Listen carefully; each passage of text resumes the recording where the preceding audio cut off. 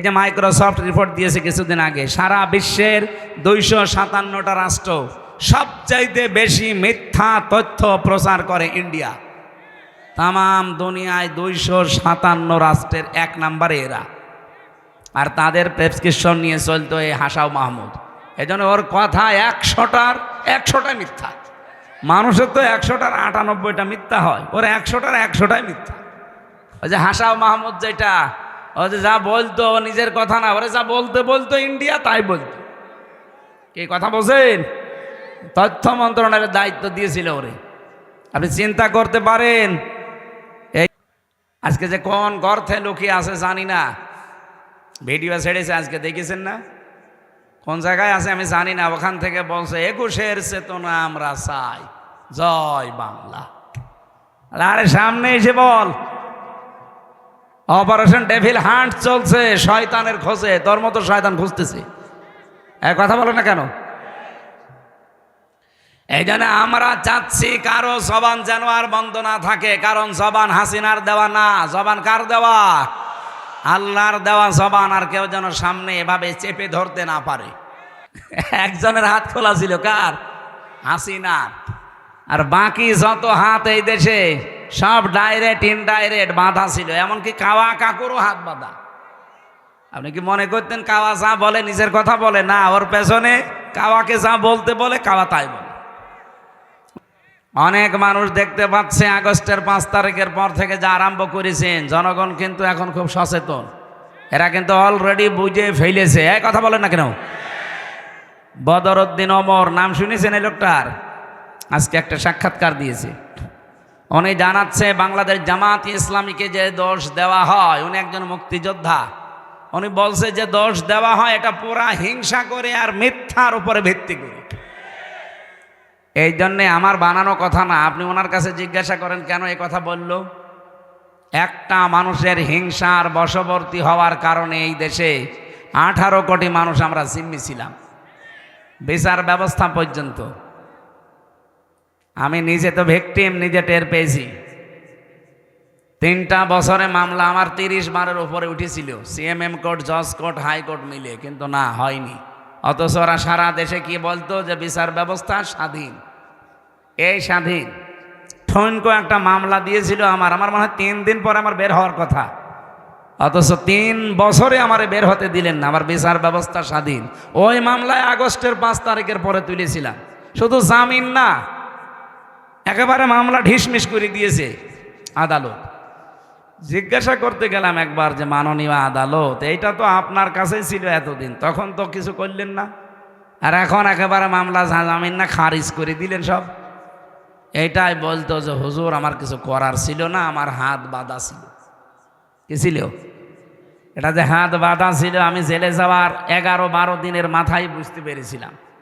আমার এই যে 164 নিয়েছিল ম্যাজিস্ট্রেট, উনি পুরাটা মিথ্যা কথা লিখে আমারে বলছে আপনি সই করেন, আপনি 3-4 দিন পরে বের হয়ে চলে যাবেন। আমি আর 164 ওই সময় বসতাম না। পরে দেখি সব রাষ্ট্রের বিরুদ্ধে, আকিস গ্রুপের বিরুদ্ধে, জামাত ইসলামের বিরুদ্ধে লিখেছি, লিখে সই করে নিয়ে ওটা নাকি 164 আমার নিজের জবানবন্দি ওইটা, অথচ একটা কথাও আমার না। পরবর্তীতে আমি ডিনাই পিটিশন দিয়েছিলাম, কিন্তু কিছুই হয়নি, কারণ ওই যে বিচার সব ওদের হাতে। যেহেতু 5 তারিখের পরে ওই জজ সে নিজেই বলছে যে এখন আমার হাত খোলা আছে, আমি এখন অন্তত ন্যায় বিচার করতে পারি। আমিও আপনার মতো জিম্মি ছিলাম।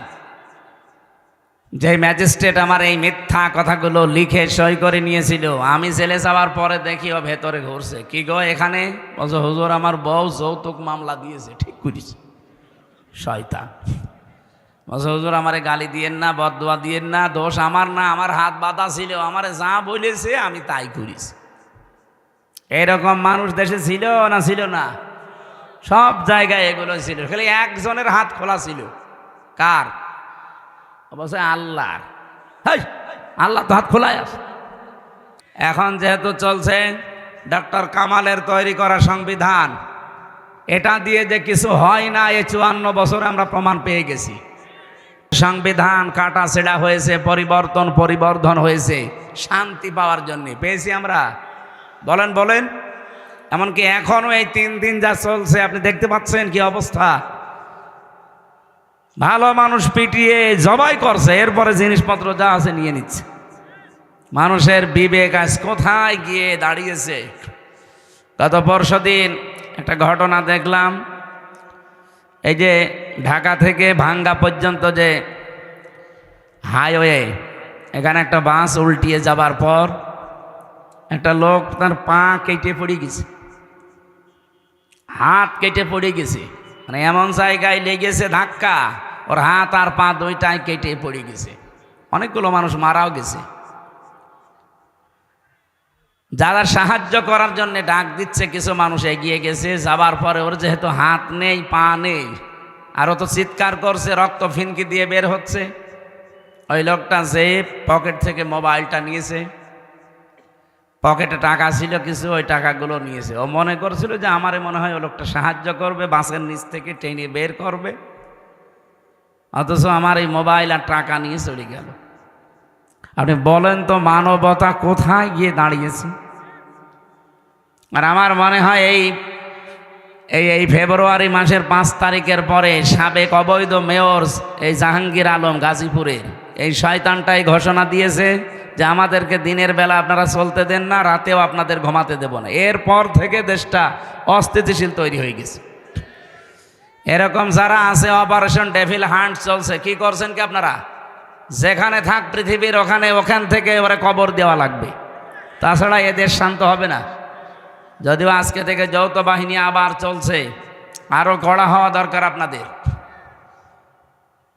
জিহাদ আমরা মনে করি শুধু বোমা মারা না, অন্যায় যেখানে প্রতিবাদ সেখানে, এর নামই জিহাদ। এজন্য প্রশাসনের ভাইরা যারা এসেছেন, আপনাদের অনেকের মন খারাপ থাকে এখনো, যে না এত কিছু করি। হ্যাঁ, ওদের কষ্ট আছে ভাই, 24 ঘন্টা ওদের ডিউটি পালন করা লাগে। কারণ আমার নিজের দোলা ভাই, আমার বাবাও তো ছিল, উনি আর চাকরি করে নাই, তো দোলা ভাই তো এখনও আছে। ওদের যে কাজ আমি দেখি, ওদের 7 ঘন্টা 8 ঘন্টা ডিউটি বলে কিছু নেই, ওদের 24 ঘন্টায় ডিউটি। প্রশাসনে যারা আছে এদের ডিউটি কয় ঘন্টা? 24 ঘন্টায়। টয়লেটে বসে আছে, যদি বাঁশিতে পড়ে ও অর্ধেক করে দৌড় দেওয়া লাগবে, এমন একটা দায়িত্ব। এই জন্য প্রশাসনে যারা আছেন, যে বিভাগেই হোক, যদি বিডিআর বলেন, আর্মি বলেন, পুলিশ বলেন, যে বাহিনীতে আপনারা আছেন, শুধু চাকরি মনে করবেন না, এটা একটা এবাদাত। কারণ 2 প্রকার চোখকে আল্লাহ জাহান্নামের আগুনে দেবে না। 1 প্রকার যারা আল্লাহর ভয় কাঁদে, 2 প্রকার যারা মানবতার জন্য রাত জেগে পাহারা দেয়। আজকে ওরা থানায় বসে থাকলে এতগুলো মানুষ আপনারা এক জায়গায়, যদি একটা অঘটন ঘটে যায়, কন্ট্রোল করার জন্য এই প্রশাসন এসেছে। ধন্যবাদ জানাচ্ছি তাদেরকে। এ মাহফিলে উপস্থিত হচ্ছেন সম্মানিত এসপি, শ্রদ্ধাভাজন ব্যক্তিত্ব। কারণ একটা জেলা চালায় ডিসি আর এসপি, পুরা জেলাকে যিনি কন্ট্রোল করেন প্রশাসনিকভাবে, তিনাদের ভেতরে অন্যতম একজন জনাব আব্দুল ওহাব, এসপি জয়পুরহাট জেলা। হায়াতে তাজ্জেবা সিহাতে কল্লিয়া কামনা করছি, আল্লাহ যেন দান করেন, বলেন আমিন।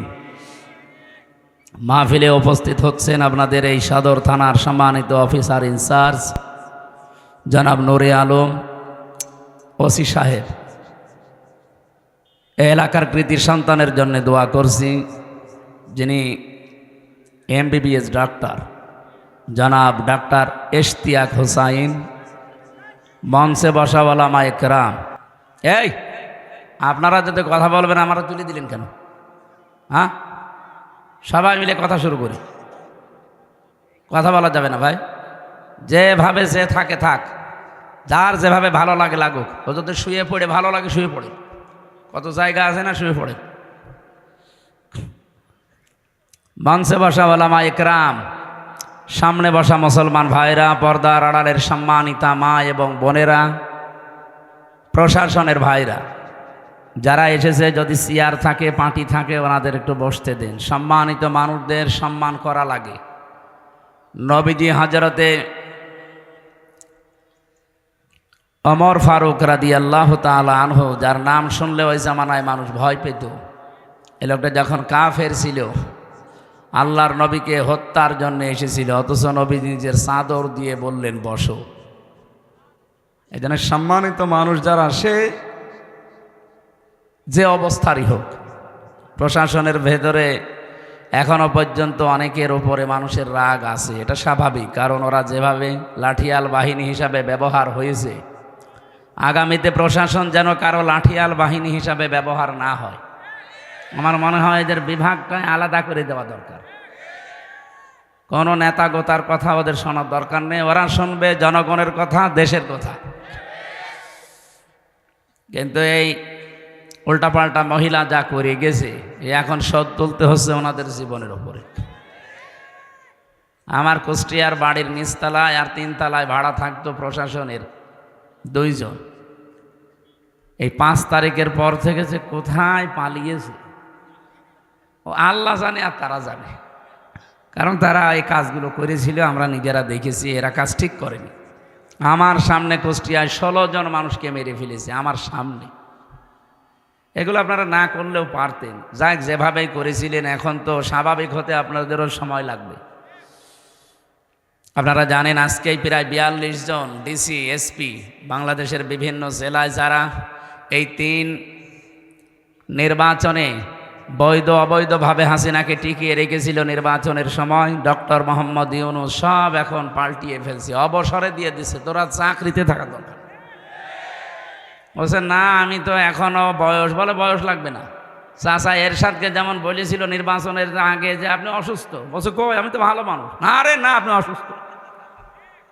এখন জোর করে ওনাদেরকে তাই করা হচ্ছে, কারণ ওনারা এরকম কিছু করেছে। হাসিনা একা একা কিছুই করতে পারতো না যদি এই প্রেতাত্মাগুলো তাকে সাহায্য না করত। গত 3 দিন আগে দেখেননি, একটা ভিডিও ছেড়েছে হাসিনা ওখান থেকে, যে দোষ শুধু আমারই একা, আর কেউ কিছু করেনি। আমার ছোট বোন যে ৭৬,০০০ কোটি টাকা মেরে খাইল, সেখানে কিছু বলেন না। মানে সবই দোষ আমার, আমার বোনের তো কেউ কিছু বলে না, তারও তো দোষ আছে। কি আপনাদের এটা কোন জেলা, বিভাগ? এই বিভাগে আর একটা জেলা আছে, পাবনা। পাবনা এই বিভাগে না? ওখানে রূপপুর পারমাণবিক কেন্দ্র। এই জায়গা থেকে হাসিনার এই বোন একটা প্রকল্প থেকে ৭৬,০০০ কোটি টাকা চুরি করেছে। একটা যদি এই হয়, আর বাংলাদেশে আরো কত বলেন তো কি করেছে, আপনি চিন্তা করতে পারেন? প্রতি বছরে বছরে তো এমনি ৪২,০০০ কোটি টাকা পাচার হতো। আর এক জায়গা থেকে যদি এই হয়, ইসলামপন্থী মানুষেরা এই দেশে একটা ব্যাংক দাঁড় করিয়েছিল, এই নিকৃষ্ট মানুষগুলো সেখান থেকেও ৭৫,০০০ কোটি টাকা চুরি করেছে। হাত দেবেন কোন জায়গায়? যেটা ভালো মনে করতাম দরবেশ, ওটা ৩৬,০০০ কোটি টাকা চোর। দরবেশ যদি এই হয়, তাহলে শয়তানগুলো কি করিস? আর এক একজনের মন্ত্রীর বাড়ি হচ্ছে ৬২০টা। ভূমি মন্ত্রী ছিল একজন, বাড়ি কয়টা? সুতরাং ডাক্তার ফজলুর রহমান সাইদ সাহেব যেটা বলছিলেন যে কোরআনের আইন যদি এদেশে জারি হয়, প্রশাসনে এখনো পর্যন্ত অনেকে মনে করছে যে না জানি আবারও আমাদের অবসরে দিয়ে দেয় নাকি বাধ্যতামূলক। না, যারা আছেন, যদি সত্যি কোরআনের আইন এদেশে চালু হয়ে যায়, আপনাদেরকে দিয়ে হবে। খালি আইন থাকবে কোরআনের। কিসের? এই সংবিধান মেনে বাংলাদেশে যা হচ্ছে এই ৫৪ বছরে, দেখেন, চোর জেলে যায়, ডাকাত হয়, ডাকাত জেলে যায়, খনি হয়, গাঁজাখোরকে জেলে দেয় পুলিশে, ও ভেতরে যে গাঁজার গাছ লাগায়। আমি নিজে পেয়েছি, আমি যে জেলে ছিলাম 3টা বছর, আমার নিচতলায় একজন ছিল আসামি, এই যে এই বয়সে, গাঁজাখোর। ও ভেতরে বোতলের মুখ কেটে মাটি দিয়ে ওর ভেতরে টব বানিয়ে গাঁজার গাছ লাগিয়েছে। জেলার তো হিন্দু মানুষ, দেবদুলাল এসে বলছে, এই বেটা, তুই গাঁজার গাছ বীজ পেলি কোথায়? বলছে, স্যার, আমি ওই যে মামলার হাজিরা দিতে গিয়েছিলাম কোর্টে, আর আমারও তো অনেক বন্ধু বান্ধব আছে, তারা আসার সময় 1 পোটলা গাঁজা দিয়েছিল, বীজ, ওইটা আমি এই মুখের ভেতরে রেখে দিয়েছিলাম। এরপরে আমার মেশিনে ধরতে পারে নাই। ওইটা নিয়ে এসে লাগিয়েছি আজ 2 মাস আগে। আপনি দেখেন গাছার গাছ কত বড় বড় হয়েছে। ওয়ালাকাদ কাররামনা বানি আদম, বনি আদমকে আমি সম্মান দিয়েছি। এই এদিকে তাকান, আল্লাহ কি বলেছে আমি মুসলমানকে সম্মান দিয়েছি? না, মানুষ যারা তারাই, হিন্দু মানুষ না, বলেন না কেন? এই জন্য হিন্দু ভাইরা এলাকায় যদি থাকেন আশপাশে, আপনারা নিজেদেরকে ছোট মনে করবেন না। আমিরে জামাত ডক্টর শফিকুর রহমান হাফিজাহুল্লাহ, উনি অলরেডি আগস্টের 5 তারিখে কিন্তু ওপেন ঘোষণা দিয়েছেন এদেশে সংখ্যালঘু সংখ্যা গুরু বলে কিচ্ছু নেই, যা আছি আমরা সব সমান। হ্যাঁ, আমরা 96% মুসলমান, এটা ঠিক আছে। আপনারা 4% তাতে কি? আমার যা অধিকার এই দেশে জন্ম নিয়ে, আপনারও তাই অধিকার। কিন্তু যারা উগ্র, যারা সন্ত্রাসী, যারা নিষিদ্ধ, তাদের অধিকার নেই, কারণ তাদের তো নিষিদ্ধ করেই দিয়েছে রাষ্ট্র। আপনারা নিষিদ্ধ করেছিলেন একটা মাজলুম সংগঠনকে, আল্লাহ নিজে অ্যাকশন নিয়ে 5 দিনের মাথায় আপনাদেরকে নিষিদ্ধ করে দিয়েছে। কথা বলেন না কেন? এই জন্য এটা রেকর্ড হচ্ছে তো, সারা দুনিয়া এখন চলছে। সবাইকে উদ্দেশ্য করে বলছি, আল্লাহ মানুষকে সম্মান দিয়েছেন। নবীজি মসজিদে নববীতে বসে আছেন, একটা লাশ যাচ্ছিল, বিশ্বনবী দাঁড়িয়ে গেলেন। সাহাবীরা বলে হুজুর দাঁড়াবেন না, ওটা ইহুদির লাশ। বিশ্বনবী বলে ইহুদির লাশ, তাতে কি হয়েছে, ও তো আল্লাহর বান্দা। এই জন্য অন্য ধর্মের ভাইরা, আপনারা ইসলামকে কি মনে করেন আমি জানি না, আপনি একটু ইসলামের কাছে আসেন, দেখেন এর সৌন্দর্য কত উন্নত। কয়েকদিন আগে এক বিসিএস ক্যাডার অধ্যাপক, ওনাকে বলেছিলাম স্যার আপনার ইসলাম ধর্ম গ্রহণ করা লাগবে না, আপনার মুসলমান হওয়া লাগবে না। যদিও আমাদের ধর্মে কোনো বাড়াবাড়ি জোর জবরদস্তি, বলেন না কেন, জোর জবরদস্তি থাকলে দেশে 4% হিন্দু থাকতে পারে? বলেন বলেন, কবে পিটিয়ে মুসলমান বানিয়ে ফেলতাম না? কিন্তু আমাদের ধর্মেই তো এটা নেই যে বাড়াবাড়ি করা, বলেন না কেন? জোর জবরদস্তি কারো উপরে করা, লা ইকরাহা ফিদ্দিন লাকুম দীনুকুম ওয়ালিয়া দীন, যার যার ধর্ম শেষে পালন করবে, কোনো অসুবিধা নেই। ইসলাম যদি সত্যি এদেশে আসে, অন্য ধর্মে যারা আছেন তাদেরকে আমরা গ্যারান্টি দিতে পারি, আমির জামাত ডক্টর শফিকুর রহমানের এই কথার সূত্র ধরে, যে এই দেশে সবচাইতে বেশি নিরাপদে থাকবে এই সংখ্যালঘু যারা, তারা। যদিও আমরা সংখ্যালঘু তাদেরকে বলি না, সবাই আমরা সমান। এই জন্য আপনাদেরকে জুজুর ভয় দেখাচ্ছে, বিশেষ করে মেয়েদেরকে। মা বোন যারা এসেছেন, যারা আপনাদের বলে যে ইসলাম আসলে ঘরবন্দি হয়ে যাবেন, 4 দেওয়ালের মাঝে তালাবদ্ধ হবেন না, মিথ্যা কথা। এই জুজুর ভয় আপনি শুনবেন না। ইসলাম আসলে আপনি সবচাইতে বেশি অধিকার পাবেন, কারণ এই কোরআনে আপনাদের যে অধিকার আল্লাহ দিয়েছেন, রাসূলুল্লাহ দিয়েছেন, পৃথিবীর কোনো ধর্ম এটা দিতে পারেনি। 4,500 ধর্ম এখন দুনিয়ায়। কত বলেন বলেন? 4,500। কোন ধর্মে মেয়েদের এত অধিকার দেওয়া হয়নি যত অধিকার আল্লাহ ইসলামে দিয়েছেন। সুবহানাল্লাহ বলতে পারেন নাই? আর ওইটা যদি কায়েম হয় কি হবে আপনি টের পাচ্ছেন? আমরা তো ওইটা চাচ্ছি। আল্লাহ যেন চর্মচোখে ওইটা দেখে মরার তৌফিক দেন, বলেন আমিন। আমি আবার স্মরণ করাচ্ছি, যারা উস্কানিতে পা দিচ্ছেন, কারো উস্কানিতে পা দেওয়া যাবে না। দেশটা শান্ত থাকতে দিন। আজকে রাতের ঘোষণা যা পাচ্ছেন, যদি সত্যিই ঘূর্ণ অক্ষরও জানতে পারে আপনি দেশের বিরুদ্ধে, এই দেশের যৌথ বাহিনী কিন্তু নেমে পড়েছে, আপনাকে আস্ত রাখবে না। আর একবার যদি 4 দেওয়ালের মাঝে যান না, কোনো বাপ আপনাকে বাঁচাবে না।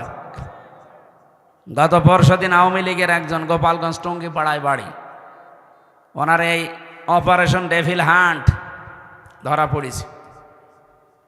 ওনার গ্রামের একজন, মনে হয় ওনার দোলা ভাই হবে, আমি ওই সময় যশোরে ছিলাম।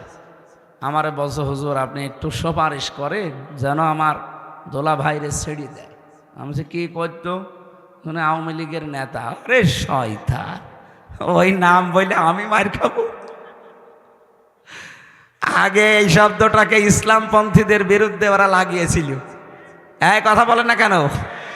কেউ যদি এই দেশে ইসলামপন্থী যারা, বিশেষ করে জামাত ইসলামী, ইসলামী ছাত্র শিবির, ইসলামী ছাত্রী সংস্থা, এদের যদি কেউ ধরে নিয়ে যেত, আর যদি কেউ পরিচিত মানুষকে বলা হয়তো ভাই একটু বলেন মামলা যেন একটু হালকা করে দেয়, শিবিরের জামাতের ওর নাম বলে আমার পদ হারাবো? আমার নিজের আপন চাচা চেয়ারম্যান, আমার দাদার চাচা মিলিত আওয়ামী লীগের চেয়ারম্যান প্রায় 21 বছরের বেশি। একজন পটল তুলেছে আর একজন এই যে পালিয়েছে। আমি জেলে থাকাকালীন বাবা একবার বলেছিল যে তো নিজের, তো একটু তোর ওই হানিফ সাহেবকে বল যেন মামলাটা হালকা করে দেয়, কারণ সবই তো তারা চালাচ্ছে। বলছে না ভাই, আমি আমার পদ হারাবো, আমি এখানকার সভাপতি সেক্রেটারি। চিন্তা করে দেখেছেন নিজের আপনজন কি অবস্থায় ছিল, অথচ নিজেও জানতো যে একটা নিরীহ মানুষ, এর কোনো দোষ নেই, যে মামলা দিয়েছে পুরাটা মিথ্যা। মিথ্যার বিপক্ষে দাঁড়ানোর মতো কায়দা ছিল না 15.5 বছর। এখন ঠিক আল্লাহ এটা উল্টিয়ে ওদের বিপক্ষে কাজে লাগিয়েছে। এই জন্য এমন কোনো কাজ করবেন না যে চেয়ার হারিয়ে গেলে ওইটা আবার আপনার উপরে পড়ে। কি কথা বুঝতেছেন? এই জন্য দল মত নির্বিশেষে দেশে আমরা সবাই মানুষ, ধর্ম আমাদের আলাদা থাকতে পারে, আমরা কি আরো জোরে বলেন? মানুষকে আল্লাহ সবচাইতে বেশি কি দিয়েছেন? সম্মান। ওয়ালাকাদ কাররামনা বানি আদম, বনি আদমকে আমি সবচাইতে বেশি সম্মান দিয়েছি। সুতরাং এই সম্মানিত মানুষদের সম্মান নিয়ে যারা এই 15.5 বছর সেনিমিনি খেলেছেন, সামনে আর কাউকে এটা খেলতে দেওয়া হবে না। বলেন বলেন। আল্লাহ সেরকম একটা দেশ যেন সামনে আমাদের উপহার দেন, আর দেবেন। এই কারণে আজকের তেলাওয়াত কিন্তু আয়াতে এই কথাগুলো আছে, খুব ভালো করে মনোযোগ সহকারে শুনবেন। সূরা মায়েদা 54 নম্বর আয়াত। কথা বুঝতেছেন? আল্লাহ রাব্বুল আলামিন বলেন, ইয়া আইয়ুহাল্লাযীনা আমানু, ওহে যারা ঈমানের দাবি করো, আদামিনকুম আন দীনিহি, তোমাদের ভেতরে কোনো ব্যক্তি, কোনো দল, কোনো গোষ্ঠী কেউ যদি আল্লাহর দিন থেকে মুখ ফিরিয়ে নেয়, এখানে ইরতিদাদ শব্দের বাংলা অর্থ ফিরে যাওয়া। ইরতিদাদ শব্দের বাংলা অর্থ হচ্ছে ফিরে যাওয়া হক থেকে বাতিলের দিকে। যারা আল্লাহর দিন থেকে ফিরে বদ্দিনের দিকে ফিরে যায়, ফাসাউফা ইয়াতিল্লাহ, আল্লাহ বলেন আমি নিজে অতি শীঘ্রই বিকৌমিন, এমন একটা জাতি, এমন একটা দল তাদের উপরে আনয়ন করব, ইউহিব্বুহুম, আমি নিজে তাদেরকে ভালোবাসবো, ওয়া ইউহিব্বুনাহু, এবং তারাও আমাকে ভালোবাসবে। আয়াতটা আমি বাংলাদেশের সাথে মিলিয়ে অনেক মিল পেয়েছি। আপনি দেখেন তো আয়াতের পরবর্তীতে 3টা গুণ দেওয়া আছে। যদি দেখেন এই বাংলাদেশে যত দল এখন প্রায় 72টা, কারো সাথে কোরআনে বর্ণিত এই 3টা গুণ মিলে যায়, আপনি বুঝবেন আল্লাহ তাদেরকে নির্বাচিত করেছেন সামনে অনুমাক্কিনা লাহুম ফিল আরদ, জমিনের শাসন ক্ষমতা দেওয়ার জন্য। নাকি আমি এগুলো সব বানাচ্ছি? বলেন। যতগুলো তাফসীর আমি আয়াতের সাথে মিলিয়ে পড়েছি, বাংলাদেশের সাথে মিলালাম এই কারণে আমি দেখতে পাচ্ছি যে এ মিলে যাচ্ছে এই 72টা দলের ভেতরে একটা দলের সাথে। আল্লাহ কি বলেছিলেন? যদি কেউ আমার দিন থেকে মুখ ফিরিয়ে নেয়, আমি আল্লাহর প্রথম কাজ হবে ফাসাউফা ইয়াতিল্লাহ। এখানে আলেম আছে, দাখিল মাদ্রাসা, আলিম মাদ্রাসা, যারা সোফার সহ সোফার বসে আছেন, দেখেন তো সাউফা শব্দটা আল্লাহ এখানে আনয়ন করলেন। সিন, সাউফা, কদ, লাম, আরবি গ্রামার যারা পড়ায়, এখানে 13টা আছে। কোন সেন্টেন্সের আগে যদি একটা আসে বাংলা অর্থ দাঁড়ায় খুব তাড়াতাড়ি। আল্লাহ বলছেন অতি শীঘ্রই, খুব তাড়াতাড়ি, ইয়াতিল্লাহ, আমি আল্লাহ নিজে। এখানে ফাইল কর্তাকে আল্লাহ নিজে, আমি নিজে খুব তাড়াতাড়ি বিকৌমিন, এমন একটা দলকে তোমাদের উপরে আমি নিয়ে আসবো, ইউহিব্বুহুম, যাদেরকে আমি আল্লাহ নিজে ভালোবাসি। সুবহানাল্লাহ বলতে পারেন নাই? ওয়া ইউহিব্বুনাহু, এবং তারাও আমাকে সবচেয়ে বেশি ভালোবাসে। আগস্টের 5 তারিখের পরে আমরা বহু মানুষকে দেখতে পাচ্ছি, এর আগেও দেখেছি, এর পরে বেশিরভাগ দেখছি অনেকে দিন থেকে, ইসলাম থেকে সরাসরি মুখ ফিরিয়ে নিচ্ছে। কথা কি বুঝে বললেন নাকি আন্দাজে বললেন? আপনি কি দেখতে পাচ্ছেন বাংলাদেশে অনেকে ইসলাম থেকে দিন থেকে মুখ ফিরিয়ে নিচ্ছে? তারা গালি দেয় জামাত ইসলামীকে। আরে ভাই, জামাত ইসলামী কি? সেটা দল। আপনি তারে গালি দেন কোন কারণে? আপনি তো সরাসরি আল্লাহকে, রসুলকে, ইসলামকে গালি দিতে পারছেন না, ওইটা এখন তুলছেন ওর উপরে।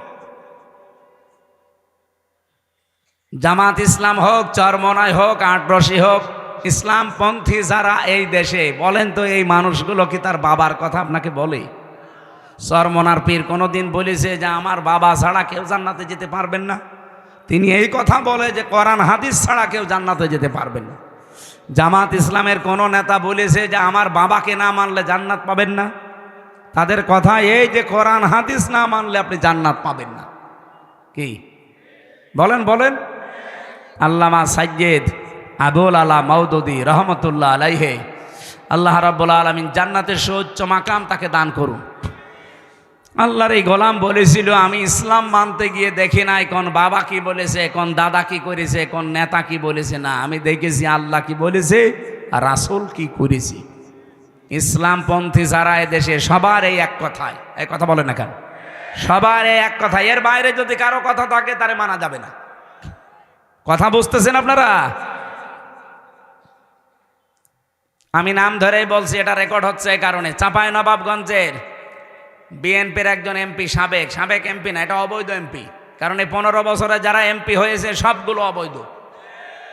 এদেরকে এমপি বলা জায়েজ নেই, এদের মন্ত্রী বলাও জায়েজ নেই। কারণ এরা তো আমরা ওদের ভোট নেইনি, এরা জোর করে হয়ে গেছে। এই কথা বলেন না কেন? এদেরকে আমরা ভোট দিতে পেরেছি। আমার 33 বছর বয়স, 18 বছর থেকে ভোট দিতে আরম্ভ করলে আমি 3 বার ভোট দিতে পারি, একবারও পারি নাই। তার মানে ভোট এদেশে হয়নি এই 3 বারে। এজন্য সাবেক এমপি, সাবেক মন্ত্রী, এই 3 বারের যারা, তারা লিখবেন না। এতটুকু লিখবেন সাবেক চোর, নয় যদি আরেকটু বেশি লিখতে চান সাবেক ডাকাত। এর চাইতে বেশি কিছু লেখা আপনার জন্য জায়েজ নেই। এমনকি 15.5 বছরের রাষ্ট্রের যে ভাতা নিয়েছেন সব ফেরত দেওয়া লাগবে। এই কথা বলেন না কেন? এখানেও যিনি দায়িত্বে ছিলেন, এই যে হাসিনাকে হজরত বলে ডাকতো, কি জানো নাম? আল্লাহর ওলি। কোথায় আছে? পালিয়েছে। কি আশ্চর্য চামচামি দেখেন তো, সংসদে দাঁড়িয়ে এরকম একটা নিকৃষ্ট মানুষকে বলতো হজরত হাসিনা। তামাম দুনিয়ায় কয়টা রাষ্ট্র আছে বললাম? 257। বলেন বলেন, আরো জোরে বলেন।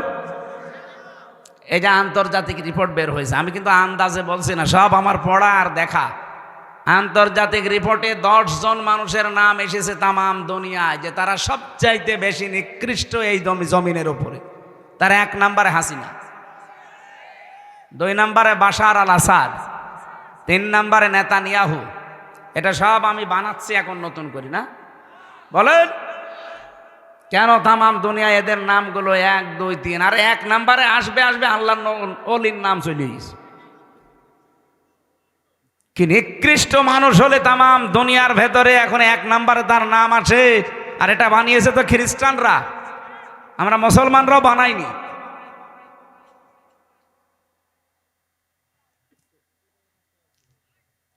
তামাম দুনিয়ায়, শুধু বাংলাদেশে না, তামাম পৃথিবীর ভেতরে একেবারে নিকৃষ্ট মানুষ এখন যত মানুষ দুনিয়া এখন জীবিত আছে, তাদের ভেতরে 1 নম্বরে উনি। কি করেছে আপনি চিন্তা করতে পারেন? এটা বের হয়েছে এই যে জাতিসংঘ যে আয়না ঘরের রিপোর্ট দিয়েছে গুমের, এরপরে কি যে ভয়াবহ আশ্চর্য জায়গা এটা। আমি তো মিনিটায় ছিলাম 10 দিন, আর যারা বড়টায় ছিল, বিগটা, এই যে ব্যারিস্টার আমান আজমি ভাই সহ, এই যে হম্মাম কাদের চৌধুরী, সালাউদ্দিন কাদের চৌধুরীর সন্তান, এরা যারা ছিল, এরা যে কত কঠিন। আমি দেখেছিলাম এরকম চেয়ারে বসিয়ে দেয়। আমার আগে একজনকে নিয়েছে, এই চেয়ারে বসিয়ে হাতের সাথে পায়ের সাথে ক্লিপ লাগিয়ে দেয়, এই গলার সাথে একটা লাগিয়ে দেয়, বেড়ি, ওদের একটা কি ফিতা আছে, এটা লাগিয়ে দিলে আপনি আর নড়তে পারবেন না। মুখটা তো কালো কাপড় দিয়ে বেঁধে দেয়, হাত বাঁধা, পা বাঁধা, মাথা বাঁধা, আপনি নড়বেন কি করে? তখন একবার টিপ দেবে সুইচে, চেয়ার আপনার 1 মিনিটে 120 বার ঘুরবে। 1 মিনিটে যদি 120 বার হয়, সেকেন্ডে কয়বার? বলেন বলেন, আপনি চিন্তা করতে পারেন মাথার ভেতরে কত সূক্ষ্ম জিনিস আল্লাহ দিয়েছেন। ফ্রন্টাল লব আছে, অক্সিপিটাল লব আছে, প্যারাইটাল লব আছে, মোটর কর্টেক্স আছে, সেন্সরি কর্টেক্স আছে, কত সেন্সরি জিনিসগুলো আল্লাহ দিয়েছেন মাথার ভেতরে। আর 1 মিনিটে 120 বার পাক দেবে, আপনার মাথা থাকবে? 1 মিনিট পরে মনে হবে আমি 4-5টা দুনিয়া দেখতে পাচ্ছি। হাত তো বাঁধা এভাবে ক্লিপ দিয়ে, এমন একটা মেশিন আছে ওদের কাছে, হাতের সাথে আর পায়ের সাথে লাগিয়ে দেয়, একটা টিপ দেবে, একবারে নখগুলো সব খুলে চলে আসবে। নখ খুলে ফেললেও তো হয়, ওর উপর আবার লবণ ছিটিয়ে দেয়। আপনার বিশ্বাস হচ্ছে না? আমি নিজে তো ফেস করেছি এগুলো। ওই যে পুলিশ দাঁড়িয়ে আছে, জিজ্ঞাসা করে। এই ছিল দেশ। আর বলে আমি কি করেছি যে আমার পালানো লাগলো। আপনার এখনো মনে হচ্ছে না যে কি করেছেন? এদিকে আসেন, আপনাকে রেখে দিই ওখানে। আপনার তো 14 বছর থাকবে না, আপনি খালি 14 দিন থাকবেন ওই মাটির নিচে ঘরে। 14 দিন থাকলে আপনি এমনি মরে যাবেন। কত মানুষকে আমার সামনে দিয়ে লাশ বের করে নিয়ে চলে গেছে, বলেছে ও মরে গেছে। না, মরে নিয়ে চিন্তায় মরে গেছে। এমন কঠিন ভয়ঙ্কর জায়গায় ওরা রেখে দিয়েছিল। আমার মানে একটা ভাঙ্গা ছেঁড়া মানুষকে 3টা বছর সেলখানায় দিলেও তো হয়তো, দিয়েছে ফাঁসির কন্ডেম সেলে, কবর সেলে শয়তানরা। 24 ঘন্টা তালা লাগানো, আবার সিসি ক্যামেরা দেওয়া, কেউ যেন আমার সাথে কথা না বলে। একদিন এক হিন্দু কারারক্ষীরে বললাম যে ভাই, সব সময় তো তালা লাগিয়ে রাখেন, একটু বই দেন, বই পড়ি। ও শয়তান বই নিয়ে এসেছে, বঙ্গবন্ধুর আত্মজীবনী। এটা পড়ি কি করবো? পরের সপ্তাহে বছর হুজুর ভালো বই দেবো, ভালো বই নিয়ে এসেছে বঙ্গবন্ধুর ছেলেবেলা। আরে ভাই, আপনি কি আর বই পান না? কি বই নিয়ে আসেনি? পরের দিন নিয়ে এসেছে বঙ্গবন্ধুর চীন সফর। বছর হুজুর লাইব্রেরিতে এছাড়া আর বই নেই। আমি বললাম লাইব্রেরিতে খোঁজ করবেন, আমার ফাঁসি চাই, মতিয়ার রহমান রেন্টুর লেখা এই বই আছে? বছর হুজুর ওই বই পড়তে নেই, ওইটা নিয়ে আসে। আমি মেজর ডালিম বলছি, এই বই পান না? পরের সপ্তাহে একটা পেলাম, কারারক্ষী আশরাফুল, মুসলমান। ওরে বললাম যে ভাই, আপনি আমার জাতি ভাই। যেটা আগে আসতো ও তো আর আলেম সালেম বোঝে না, ওর কাছে সব সমান। তা আপনি তো মুসলমান, আপনি যদি পারেন তো এটিএম আজহারুল ইসলাম আছে, ওই যে হিমেল বিল্ডিংয়ে থাকে, আপনি একটু যেয়ে বলবেন যে হামজা আপনার কাছে তাফসির আর বই চেয়েছি। উনি আমারে কিছু বই আর তাফসির পাঠিয়েছিল। তাফহিমুল কোরআন ফি জিলালিল কোরআন, প্রোডাক্টিভ মুসলিম, কারাগারে রাত দিন, জয়নব আল গাজালি, সালমান আল আউদা, এরকম ওনার কাছে বহু বই ছিল। তার ভেতরে কিছু কিছু পাঠিয়েছিল। নিরপরাধে এই মানুষটার সাথে 3টা বছর কাটিয়ে আসলাম। দেশটা স্বাধীন হয়েছে, কিন্তু এই মানুষটা এখনো মুক্ত বাতাসে বের হতে পারেনি। তার নামে যে মামলা, পুরাটা মিথ্যা, বানোয়াট আর হিংসার বশবর্তী হয়ে দেওয়া। কি কথা বলেন না কেন? আমাকে বানিয়ে বলছি। তার যে সাক্ষী আপনি দেখেন, একজন দেখেছে 6 মাইল দূর থেকে, আর এক সাক্ষী বলছে আমি 3 মাইল দূর থেকে, আর একজন বলছে আমি 1.5 মাইল দূর থেকে। আরে শয়তান, তোর চোখে কি পাওয়ার যে 6 মাইল দূর থেকে জিনিস দেখিস? মামলা যে দিয়েছে সে পালিয়েছে, মামলার যে আয়ু সে পালিয়েছে, প্রসিকিউটর পালিয়েছে, বিচারক পালিয়েছে, মামলার যিনি বাদী সে পালিয়েছে, কেউ নেই এখন। সাক্ষী যে সে পালিয়েছে। কেন ওই লোকটা ভেতরে থাকবে? আপনার বিবেক কাঁদে না?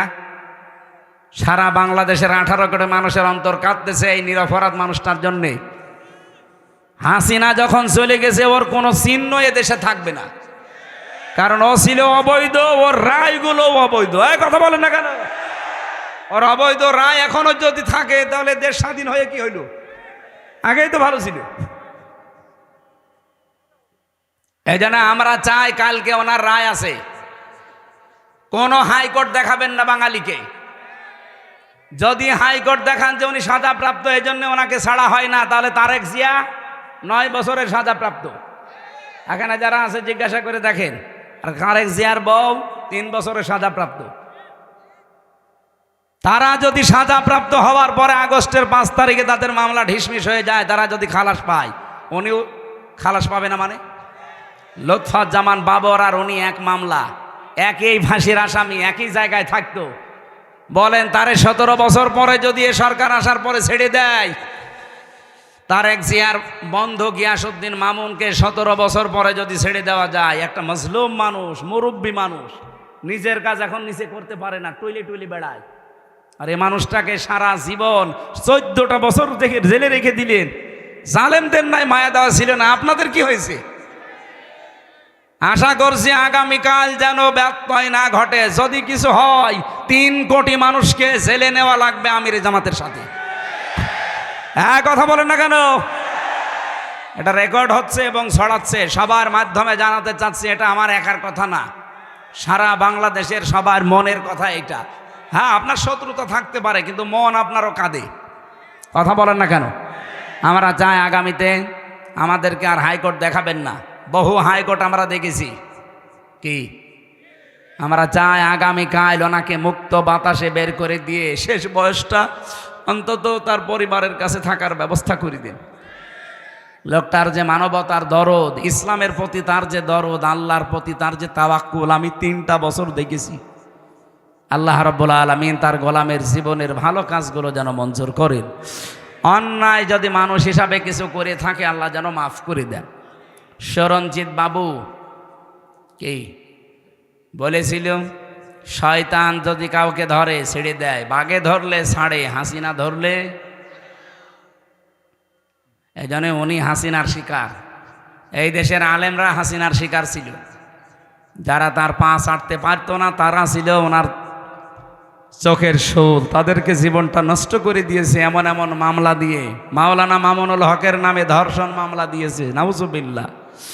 আল্লামা সাইদির শেষ মামলা ছিল ধর্ষণ মামলা।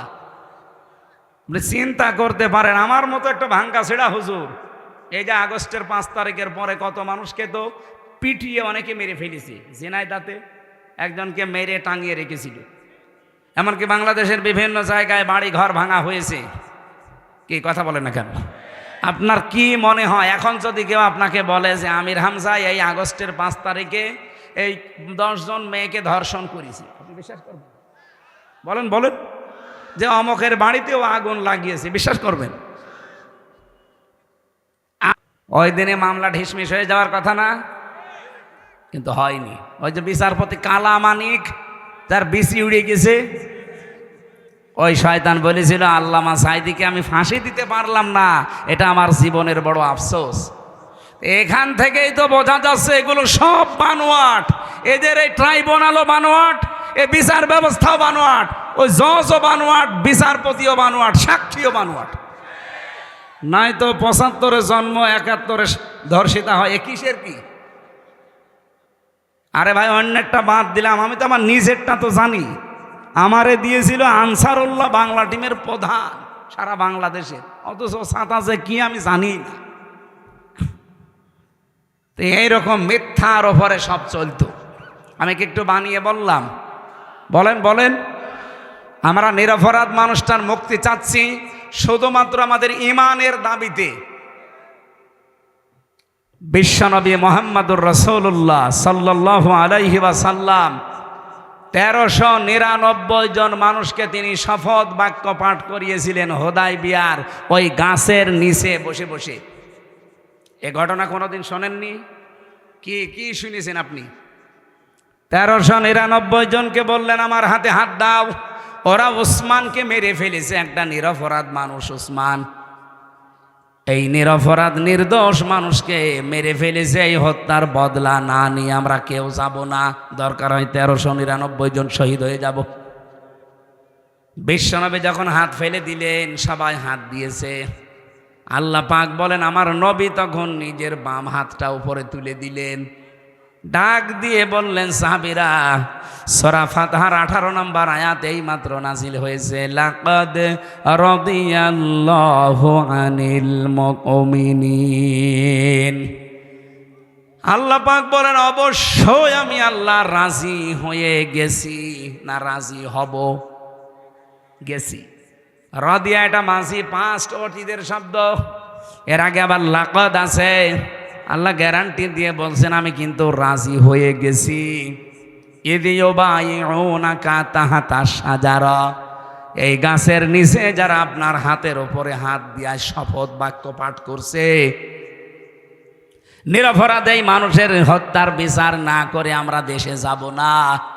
আমি আল্লাহ এত বেশি খুশি হয়েছি কারণ এই কথাটা ফালিমা মাফি কুলুবিহিম, ওদের যা কথা এটা ওদের কলবের কথা, ওদের মনের খবর আমি আল্লাহ ওই সময় জানি।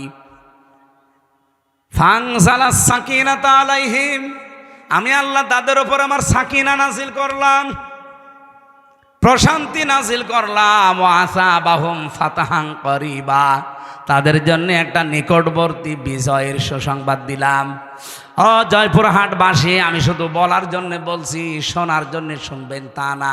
এখান থেকে শিক্ষা কি? সাহাবা একরাম ওই দিন দুইটা ফরজ লঙ্ঘন করেছিলেন, একটা রোজা আর একটা হজ। নবীজি বললেন ইহরামের কাপড় খুলে ফেলো, পরবর্তীতে হজ আবার করে নেব। রোজা রেখেছো, রোজা ভেঙে ফেলো, আবার রোজা করে দেব। কিন্তু আজ নিরপরাধ মানুষকে ওরা মেরে ফেলেছে, এই নির্দোষ মানুষের হত্যার বিচার না করে মদিনায় যাব না। এত নরম মনের নবী আজ গরম হয়ে গেছে। ডাক্তার শফিকুর রহমানের মতো মানুষও নরম মানুষ, হঠাৎ গরম হয়ে গেছে। এই কথা বলেন না কেন? আলটিমেটাম কালকে শেষ, কালকে শেষ। কালকে যদি সত্যিই নিরপরাধ মানুষটাকে আপনি মুক্তি না দেন, 3 কোটি মানুষকে বাংলাদেশে জেলে দেওয়া লাগবে। প্রস্তুতি নেন। কোথায় পাবেন জেলখানা? বাংলাদেশে যতগুলো জেল আছে সবচাইতে বেশি যদি মানুষ আটকিয়ে রাখেন 1,10,000 মানুষ আটবে, এরপর আটবে না। আপনি 3 কোটি মানুষ রাখবেন কোথায়?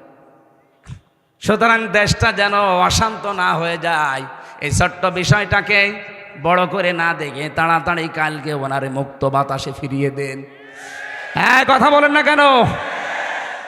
নবীজি যখন বাম হাত দিলেন, সাহাবী জিজ্ঞাসা করলেন, হে নবী, বাম হাতটা কিসের? আল্লাহর নবী বললেন, আজকের এই শপথ অনুষ্ঠানে আমার আল্লাহ রাজি হয়ে গেছে এই 1399 জন সবার উপরে। আমার ওসমান এখানে নেই, ওসমানের ওপরও আল্লাহ তো রাজি হওয়া লাগবে, এই জন্য বাম হাতটা তুলে দিলাম, এটা আমার ওসমানের হাত। বাংলাদেশে 18 কোটি মানুষ কিন্তু রাস্তায় অলরেডি নেমে পড়েছিল এই বিক্ষোভ মিছিলে। আপনি দল মত ওখানে পাননি। আমি তো কুষ্টিয়ায় দেখলাম লক্ষ লক্ষ মানুষ রাস্তায়, এখানে দল মত নেই। সবাই আল্লাহর কোরআনের আয়াত বিশ্বাস করে এই নিরপরাধ মানুষটার মুক্তির জন্য রাস্তায় নেমেছিল। 1500 বছর আগে হুদায়বিয়াতে আল্লাহ যদি নিরপরাধ মানুষের পক্ষ অবলম্বন করার কারণে ওদের উপরে রাজি হয়ে কোরআনের আয়াত নাজিল করে, এটিএম আজহারুল ইসলামের জন্য এই নিরপরাধ নির্দোষ এই মানুষটার মুক্তির জন্য ওই দিন যারা রাস্তায় নেমেছে, আল্লাহর কসম আল্লাহ তাদের উপরও রাজি হয়ে গেছে। আমি কথা বোঝাতে পেরেছি? সত্যি কথা বলছি আমি, কিন্তু দলীয় মনোভাব নিয়ে না, আমি কোরআনের আয়াতের সাথে মিলিয়ে বললাম। ওনারা একটা নিরপরাধ মানুষের পক্ষে থাকার কারণে যদি আল্লাহ রাজি হয়ে যায়, আমরাও তো এই নিরপরাধ মানুষটার পক্ষে আছি। আপনি নিজেই বুঝতে পারছেন, সে হাসিনার জিঘাংসার শিকার। খালেদা জিয়া বারবার কিন্তু বলেছে জামাত ইসলামের যাদেরকে ধরে ফাঁসি দেওয়া হয়েছে সবগুলো মানুষ নির্দোষ। এখন ভিডিও আছে। আর আপনি হঠাৎ করে আগস্টের 5 তারিখের পর থেকে কিছু কিছু মানুষ দেখলে ফিরে যাচ্ছে, নাম দিচ্ছে গালি জামাত ইসলামকে। আরে ভাই, জামাতকে তো আপনি গালি দেন না, আপনি তো গালি দেন আল্লাহকে, রসুলকে আর ইসলামকে। বলে ইসলাম নিয়ে নাকি আমরা ধর্ম ব্যবসা করে খাই। আরে শয়তান, সারা জীবনে আমাদের এই পোশাক আশাক চরিত্র একই আছে। ধর্মের নামে যদি ব্যবসায় দেশে কেউ করে খেতে চায়, যারা শুধু ভোট আসলে টুপি মাথায় দেয় তারা। আজকে লুৎফুজ্জামান বাবরের বক্তব্য শুনেছেন, একটা জনসভা হচ্ছিল। উনি বলছে আমি জেলখানায় 17 বছরে যাবার পর আমার সাথেও ছিল লোকটা 2 মাস। আমি যে ইমান এনেছি, আমার মতো ইমান আমার মনে হয় এদেশের সবাইকে জেলে দেওয়া দরকার, তাহলে আমার মতো এরকম শক্ত ইমানদার হবে। আসলেও তাই। যারা আজ ফটর ফটর করছে, এই যে চাঁপাইনবাবগঞ্জের হারুন আর ওর বউ, এই 2 জনকে জেলে দেওয়া দরকার ছিল, কারণ এই 15.5 বছরে একদিনের জন্য হাসিনার রোষালোচনা পড়েনি। বিনা ভোটের এমপি তারাও হয়েছিল। 2 বার জেলে গেছে হারুন, একবার রিলিফের টিন আত্মসাৎ করার কারণে, আর একবার শুল্কমুক্ত গাড়ি যেটা সরকার দেয় ওটা বিক্রি করে দেওয়ার কারণে, দলীয় কারণে, ইসলামের কারণে, দেশের কারণে একবারও তারা জেলে যায়নি। জেলে গেছে নিজেদের অপরাধের কারণে। আর তারা যদি এখন এই নিরপরাধ মানুষদের বিপক্ষে কথা বলে, এটা মেনে নেওয়া যায় বলেন? কিছু কিছু মানুষের কথাবার্তারা এমন এমন শুনতে পাচ্ছি। এই জন্য যারা দায়িত্বে আছেন বড় বড়, আপনারাও মাজলুম মানুষ। আমরা আশা করব আপনারা এমন কথা বলবেন না যে আপনার কারণে, আপনার কথার কারণে এদেশের হাজারো হাজারো হাজারো মানুষের অন্তরে আঘাত লাগে। কি আমি নাম নিতে পারলাম নয় মানুষগুলোর। আশা করছি আপনারা পরিবর্তন হবেন। এই জন্য দিন থেকে ফিরে গেলে আল্লাহর কোনো লস আছে, কোনো ক্ষতি আছে? আয়াতটা নাজিল হয়েছিল হযরতে রাসূলুল্লাহর জীবনের ওই সময়ে, যখন কিছু মানুষ দিন থেকে ফিরে চলে যাচ্ছিল, যে রাসূলুল্লাহকে বিপদে ফেলে দেবে, যে আমরা তোমার পেছনে নেই, তোমার এই দিন কি করে চলে আমরা দেখব। আল্লাহ তখন এটা নাজিল করল। হযরতে আবু বকর সিদ্দিক রাদিয়াল্লাহু তাআলা আনহু, তিনি ক্ষমতা নেওয়ার পর, তিনি খলিফা হওয়ার পর চারিদিকে আল্লাহর দিন থেকে বেরিয়ে যাওয়ার হিড়িক তৈরি হয়েছিল। বিশেষ করে কিছু ধর্মত্যাগী, এদিকে তাকান, কিছু ধর্মত্যাগী দ্বারা আল্লাহর দিনের গুরুত্বপূর্ণ বিধান যাকাত এইটা পর্যন্ত দিতে অস্বীকার করেছিল। এটা ইতিহাসে শোনেননি? আবু বকরের সময় এসে তারা আল্লাহর বিধান যাকাত ওরা বলছে আমরা দেব না। হযরতে আবু বকর ঘোষণা দিয়ে দিলেন, রাসূলুল্লাহর জামানায় যারা যাকাত দিতেন, আমার এই সময় এসে যদি যাকাতের একটা ছাগলের দড়িও দিতে কেউ অস্বীকার করেন, আমি আল্লাহর নবীর সাহাবী আবু বকর একা হলেও তার বিরুদ্ধে যুদ্ধ করব। আজ বাংলাদেশের দিকে আমি মেলালাম এই আয়াতটা। কত মানুষ তো ফিরে চলে যাচ্ছেন রাজনৈতিকভাবে, দলীয়ভাবে, ধর্মীয়ভাবে। যদিও রাজশাহী, খুলনা এই দুইটা বিভাগ এখনো পর্যন্ত এ প্রভাব পড়েনি, অন্যান্য বিভাগে অনেক বেশি পড়ে গেছে ধর্মীয় কায়দায়। হাজারো মানুষকে আমরা দেখছি দিন থেকে তারা ফিরে চলে যাচ্ছে, আর তারা মনে করছে আমরা দিনই মানছি, অথচ ওটা দিন না। বিশেষ করে কুমিল্লা, ব্রাহ্মণবাড়িয়া, এই যে আমার তাহেরি ভাই, আমি নাম ধরে বললাম, কারণ তারা দিন থেকে মানুষকে দূরে সরিয়ে অন্য জায়গায় নিয়ে চলে যাচ্ছে। ওরা যা করছে আল্লাহর কসম ওটা ইসলাম না। দয়াল বাবা, কেবলা বাবা, ফতে বাবা, শাহ আলী বাবা, কেল্লা বাবা, এ কোনো ইসলাম? বলেন কোনো ইসলাম? এরা মানুষকে এভাবে দূরে সরিয়ে নিয়ে চলে যাচ্ছে। বাংলাদেশে শুনে ওনারা না, বহু মানুষ এই 15.5 বছরে বেশি করেছে এগুলো, এখনো ওরা থেমে নেই। বিভিন্ন কায়দায় মানুষকে দূরে সরিয়ে নিয়ে যাচ্ছে আসল দিন থেকে। আসল দিন ওই যে মাওলানা আবু বকর বলছিল না, যে পৃথিবীতে সবচাইতে বড় দিনের কাজ হচ্ছে একামতে দিন। কারণ এইটা কায়েম না হলে আপনি সুদ থেকে বাঁচতে পারবেন না, এটা কায়েম না হলে ঘুষ থেকে বাঁচতে পারবেন না। এই কথা বলেন না কেন? এটা কায়েম না হলে আপনি জীবনেও জেনা, ধর্ষণ থেকে বাঁচতে পারবেন না। এই যে ছিনতাই হচ্ছে, প্রশাসন পারছে না কন্ট্রোল করতে, এইটা এনে দেন, প্রশাসনও লাগবে না। মানুষের ভেতরে যখন তৈরি হয়ে যাবে, আমরা ওইটা তৈরি করার জন্য চেষ্টা আছি ভাই। যারাই দায়িত্বে আছেন আপনারাই থাকেন, আপনাদেরকে দিয়ে আমরা কোরআনের এই আয়াতগুলো প্রয়োগ করাবো, দেশটা হয়ে যাবে মিনি জান্নাত। এক কথা বলেন না কেন? যতদিন এটা না আসবে, হাজারো চেষ্টা করলেও আপনি পারবেন না। একদিকে চেষ্টা করবেন, 10 দিকে ভেঙে চলে যাবে। এই জন্য আপনাদের চাইতে যেহেতু বাস্তবতা আমি দেখেছি বেশি, বয়স আমার ছোটতা দেখি, যখন গভীর হয় দেখি রাতের বেলায় 3টা জিনিস রাস্তায় পাওয়া যায় বেশি, একটা বক্তা, একটা কুত্তা, আর একটা পুলিশ। রাত বেশি হলে এদের পাওয়া যায় না। রাস্তায় যাবে, হয় দেখা হবে কোনো বক্তার সাথে, নাই কুত্তার সাথে, নাই পুলিশের সাথে। এই জন্য বাস্তবতার দিকে তাকিয়ে বলছি, বয়স ছোটতায় কি আমি অনেক কিছু বাস্তবতায় বুঝি। এই জন্য আহ্বান জানাচ্ছি, সব বাদ দেন ভাই। আল্লাহর দিন থেকে দিনের নাম নিয়ে আপনাকে ফেরত নিয়ে চলে যাচ্ছে। ধর্মীয় কায়দায়, রাজনৈতিক কায়দায়, দলীয় কায়দায়, বিভিন্ন কায়দায় আজ দিন থেকে মানুষ চলে যাচ্ছে। রব্বুল আলামিন ঘোষণা দিয়ে জানিয়েছেন, ওয়াইন তাতাওয়াল্লাউ ইস্তাবদিল কওমান গায়রাকুম সুম্মা লা ইয়াকুনু আমসালাকুম, সূরা মুহাম্মদ। যদি তোমরা মুখ ফিরিয়ে নাও আমার দিন থেকে, আমি আল্লাহ এমন একটা দল তোমাদের উপরে নিয়ে আসব যারা তোমাদের মতো হবে না। তারা আমাকে ভালোবাসবে, আমি নিজেও তাদেরকে ভালোবাসবো। তারা কারা? তাদের আল্লাহ কয়েকটা গুণ দিয়েছেন। দেখেন তো, বাংলাদেশে ৭২টার উপরে দল, ৪৮টা নিবন্ধিত দল, আর একটা হলে আমরা ৪৯টা থাকতাম, আমাদেরটাও ছিল। কিন্তু শয়তানরা রাগ করে, হিংসা করে, রাজনৈতিক প্রতিহিংসার কারণে আমাদেরটা আটক করে রেখেছে।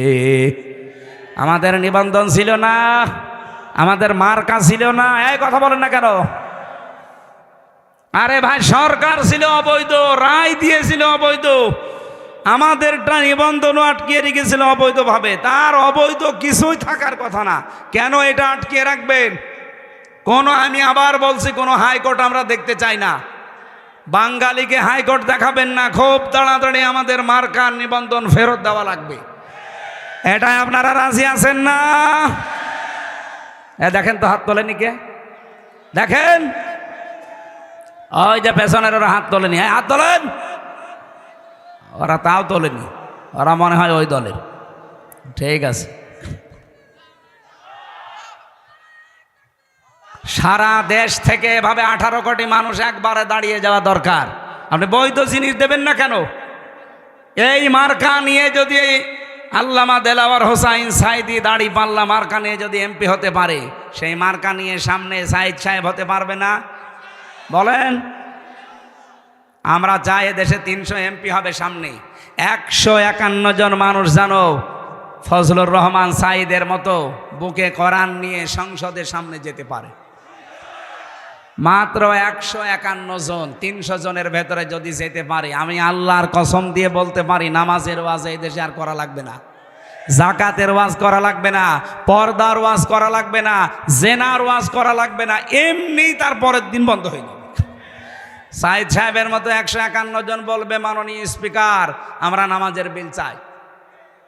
উনি বলবে, ঠিক আছে, হাত তোলেন কারা কারা চান। 300-র ভেতরে এরকম 151 জন হাত তুললে ওটা পাশ হয়ে যাবে। তারপরের দিন 18 কোটি মানুষ বাংলাদেশে নামাজ পড়তে বাধ্য। বলেন বলেন। আপনি সাইদ সাহেবকে ভোট দিয়েছিলেন মাত্র একটা। উনি যদি ওই জায়গায় কোরআন বুকে নিয়েছে নামাজের বিল আনতে পারে, নামাজ পড়বে মানুষ 18 কোটি। আপনার একটা ভোট দেওয়ার কারণে 18 কোটি মানুষ নামাজের সওয়াব আপনি আমলনামায় পাবেন। এটা রাজনীতি মনে হয় আপনার কাছে? আর আপনি যেটা করেন ওটা তো পুরা দুর্নীতি।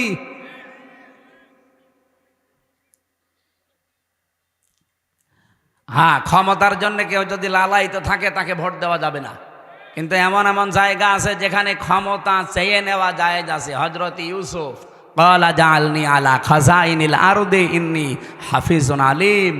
হযরত ইউসুফ আলাইহিস সালাম বলেছিলেন, বাদশাহ, খাদ্যের দায়িত্বটা আমারে দেন, আমি সংরক্ষণ করতে পারবো। সুতরাং বাংলাদেশে অর্থনৈতিকভাবে আল্লাহর ওলি কারা, এদেশ কিন্তু প্রমাণ পেয়ে গেছে। কথা বলেন না কেন? আপনি যা মনে করেন, রাগ করেন, খুশি হন, আমার ওটা দেখার দরকার নেই। বাস্তবে আমি বলছি, বাংলাদেশে রাজনৈতিকভাবে এবং অর্থনৈতিকভাবে আল্লাহর ওলি হচ্ছে জামাত শিবির। আপনি দেখেন, 4 আনা এদিক ওদিক পাবেন না, তার প্রমাণ এখনো ইসলামী ব্যাংক। সুতরাং এরা যে প্রমাণ দিয়ে দিয়েছে যে অর্থনৈতিকভাবে এরা আল্লাহর ওলি, 4 আনা এদিক ওদিক হয় না। এদের 2 জন মন্ত্রী ছিল, এখনো পর্যন্ত তাদের মাটির বাড়ি, উপরে টিন। মন্ত্রী মাটির বাড়ি, উপরে টিন, 26টা টাকা বেঁচেছিল, ওইটা আবার ফেরত দিয়েছে। আর আপনি মন্ত্রী, 620টা বাড়ি আপনার। এই জন্য অর্থনৈতিকভাবে যে কারা আল্লাহর ওলি, এটা কি আর প্রমাণ দেওয়া লাগবে? এইরকম মানুষ যদি দায়িত্ব চেয়েও নেয়, তাও দেওয়া জায়েজ আছে, কারণ তারা সংরক্ষণ করতে পারবে। কথা বলেন না কেন? আর আমরা চাই এই দেশটা যেন এইভাবে সংরক্ষিত হয়। কেন নামাজের ওয়াজ করা লাগবে দেশে? কেন যাকাতের ওয়াজ করা লাগবে? ও মা বোনেরা, পর্দায় থাকো কেন বলা লাগবে? খালি এরকম মানুষগুলো 151 জন একটু পাঠিয়ে দেন, ওয়াজও করা লাগবে না, এমনি মানুষ মেনে নেবে। আইন আমরা তৈরি করতে পারছি না, কারণ এরকম মানুষ আমরা নেই। ওখানে যা আছে আল্লাহর আইনের পক্ষের লোক নেই। এই জন্য আগামী থেকে যেহেতু এরকম একটা সুযোগ আসতেছে, অনেকে দেখছি এখন দিনের দিক থেকে মুখ ফিরিয়ে চলে যাচ্ছে। আল্লাহ বলেন আমি একটা দল নিজে তৈরি করছি, ওই দলের গুণাগুণ যার সাথে মিলবে আপনি সেই দলে যোগ দেবেন। কয়টা গুণ? 3টা। বলেন বলেন, আরো জোরে বলেন। আদিল্লাতিন আলাল মুমিনিন আইজ্জাতিন আলাল কাফিরিন। আল্লাহ বলেন প্রথম গুণ হবে ওই দলের লোকদের, তারা নিজেদের ভেতরে পরস্পর রহম দিল হবে, কমল হৃদয়ের হবে। কোথায়? আমার বাড়ি কুষ্টিয়া। কোথায় বাড়ি?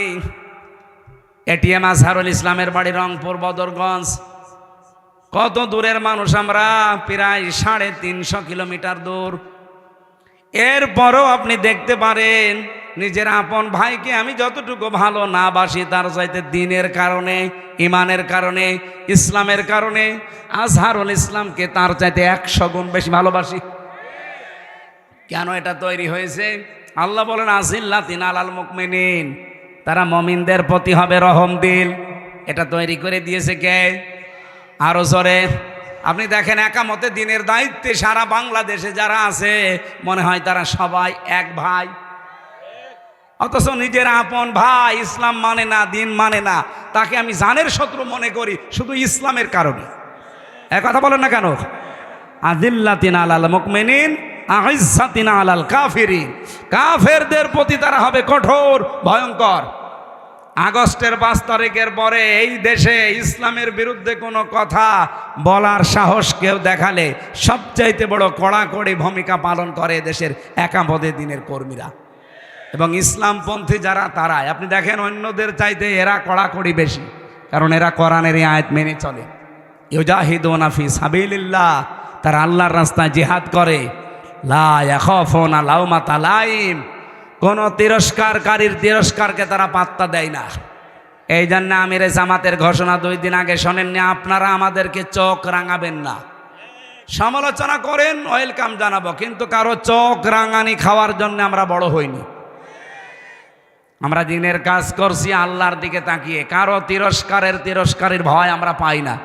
কে আমাকে ভালো বলবে, কে আমাকে যুদ্ধ অপরাধী বলবে, দেশ বিরোধী, ওটা আমার দেখার দরকার নেই। আমি কাজ করছি কার জন্যে? বলেন বলেন। এই যে 3টা গুণ বললাম, বলেন 73টা দল এখন বাংলাদেশে, 72টা, কোন দলের ভেতরে 3টা গুণ বেশি পাওয়া যায় আপনি বলেন? আল্লাহ বলেন এই মানুষগুলোকে আমি ভালোবাসি, তারাও আমাকে ভালোবাসে। যালিকা ফাদলুল্লাহ, এটা আল্লাহর অনুগ্রহ। ইউতিহি মাইয়াশা, যাকে তাকে আল্লাহ দেয় না, যাকে পছন্দ করে তাকে দেয়। আল্লাহু ওয়াসিউন আলিম, এবং আমি আল্লাহ প্রশস্ত প্রাচুর্যময়। এই আয়াতের পরের আয়াতে আল্লাহ 3টা গুণ দিয়েছেন। এদিকে তাকান, আপনাকে আমি কোরআন দিয়ে শোনাচ্ছি, আমার বাবার কথা না। আল্লাহ পাক যেই দলকে নিজে নিয়ে আনবেন বলছেন, ফাসাউ ফায়াতিল্লাহ বিকৌমিন, আল্লাহ বলেন এমন একটা দলকে আমি নিয়ে আনবো, এই দলকে আমি অনুমাক্কিনা লাহুম ফিল আরদ, জমিনের শাসন ক্ষমতা দেব। কেন দেব জানো? অনুরিয়া ফিরাউনা ও হামানা ও জুনুদাহুমা মিনহুম মা কানু ইয়াহদারুন, আমি ফেরাউনকে, হামানকে আর তার দলের লোকদেরকে, সৈন্যবাহিনীকে দেখাতে চাই তারা সবচাইতে বেশি ভয় যাদেরকে পেত তাদেরকে আমি জমিনের শাসন ক্ষমতা দিয়ে দিয়েছি। এই 54 বছরে এই দেশের জালেমরা সবচাইতে বেশি ভয় পেয়েছে কিন্তু এদেশের একামতে দিনের নেতা কর্মীদেরকে, ওদের সবচাইতে বেশি ভয় এদেরকে। এদেশে আর দল নেই ইসলামী দল, কারো ওপরে কিন্তু বাতিলের টার্গেট না, টার্গেট শুধু যারা দিন কায়েম করে তাদের। এই কথা বলেন না কেন? আল্লাহ বলেন মিনহুম মা কানু ইয়াহদারুন, ওরা সবচেয়ে বেশি ভয় যাদের পেত তাদেরকে আমি ক্ষমতা দান করলাম। সে আল্লাহ এখন নেই। উনি যেহেতু আয়াতে বলছে আমি দান করব, ফাইন্না হিজবাল্লাহি হুমুল গালিবুন, আমার দল এরাই হবে গালেব সামনে। সুতরাং এই আয়াতটা আমরা দেখতে চাই, সামনে যেন আল্লাহ আমাদের চর্ম চোখে দেখায়। বলেন আমিন। গুণের কথা বললাম কয়টা? 3টা। বলেন আরো জোরে বলেন। 1 নম্বরে আল্লাযীনা ইউকিমুনাস সালাত, যারা নামাজ কায়েম করে। নামাজ কায়েম কিন্তু এই জিহাদের কাজ না, সাইদ সাহেবের কাজ না। নামাজ কায়েমের দায়িত্ব রাষ্ট্রের। কথা বলে না কেন? আল্লাযীনা ইম্মাক্কান্নাহুম ফিল আরদি আকামুস সালাহ। আমি যদি এরকম মানুষদেরকে দায়িত্ব দেই, শাসন ক্ষমতা পেয়েই তারা নামাজের বিল কায়েম করবে। সুতরাং বাংলাদেশে যারা নামাজ কায়েম করতে চায়, এক নাম্বার গুণ। দুই নাম্বার ইউতুনা যাকাতা, যারা যাকাত দিতে চায়। বাংলাদেশে যাকাত আদায়ের দায়িত্ব কি আমার? রাষ্ট্রের। কার? বলেন বলেন। তাহলে এ দেশ যদি ইসলামের হাতে তুলে না দেন, যাকাত ভিত্তিক অর্থনীতি কায়েম হবে? আজ বাংলাদেশে ব্যাংকিং ব্যবস্থার দিকে তাকিয়ে দেখেন তো, ইসলামী ব্যাংকে যে নিয়ম নীতিগুলো মেনে চলে, সব ব্যাংকে যদি এই নিয়ম নীতি থাকতো, সুদের মতোই মারাত্মক গোনা, মায়ের সাথে জেনা করা লাগতো না। সুদ খাওয়া আর মায়ের সাথে জেনা করা সমান। কে কথা বলেন না কেন? আমরা ইসলামী অর্থনীতির মোশারাকা, মোদারাবা, মোরাবাহা, বায়ে সালাম, বায়ে ইস্তেসনা, বায়ে মুআজ্জাল, অহেদা, এরকম 28টা নিয়ম আছে ইসলামী ব্যাংক যেগুলো মেনে চলে। বাংলাদেশের সোনালী, রূপালী, চৈতালি ব্যাংক আছে, ওটাও হবে। যত রকমের ব্যাংক আছে, সোনালী, রূপালী, এরপরে অগ্রণী, চৈতালি, সব ব্যাংকে যদি ইসলামের এই অর্থনীতি আমরা কায়েম করে দিতে পারতাম, মায়ের সাথে জেনা করার গোনা থেকে বাঁচতে পারতাম। অথচ এই গোনা বাংলাদেশে এখন নেই। বলেন বলেন। এখানে অনেকে বসে আছে, এই যে টাকা ছেড়ে রাখেন, 1000 টাকা ছেড়ে দিলে মাসে মাসে 200 টাকা বেশি দেয়। এই নিয়ম নীতি নেই এলাকায়। এটা যারা করছেন, এটা মায়ের সাথে অলরেডি আপনি জেনা করছেন, এটা ছেড়ে দেওয়া লাগবে। আরে ভাই, মায়ের সাথে জেনা করে এসে নামাজে দাঁড়ালে নামাজ হয়? বলেন। যারা এই কাজে আছেন, কারা কারা এটা ছেড়ে দেবেন? হাত তোলেন তো। 2 হাত তুলছো। এই লোকটা নাই, বললো যে হুজুর আপনার মাহফিল নেবো, এই টাকা ছেড়ে রেখেছে, ওষুধের টাকা। এইদিকে আসেন। না না, ভুল করে না, তবে 2 হাত তুলবে। আপনি আমার মাহফিল নেবেন? কিসের মাহফিল নেবেন আপনি? না, যারা টাকা ছেড়েছেন ভাই, আপনি না খেয়ে মরে যান, তারপরেও এই কাজটা করেন না। আপনার নামাজ, রোজা, এই যে দাড়ি, টুপি, পাগড়ি সব মাঠে মারা যাচ্ছে। আপনি মায়ের সাথে জেনা করে আসলেন, নাউজুবিল্লাহ। সে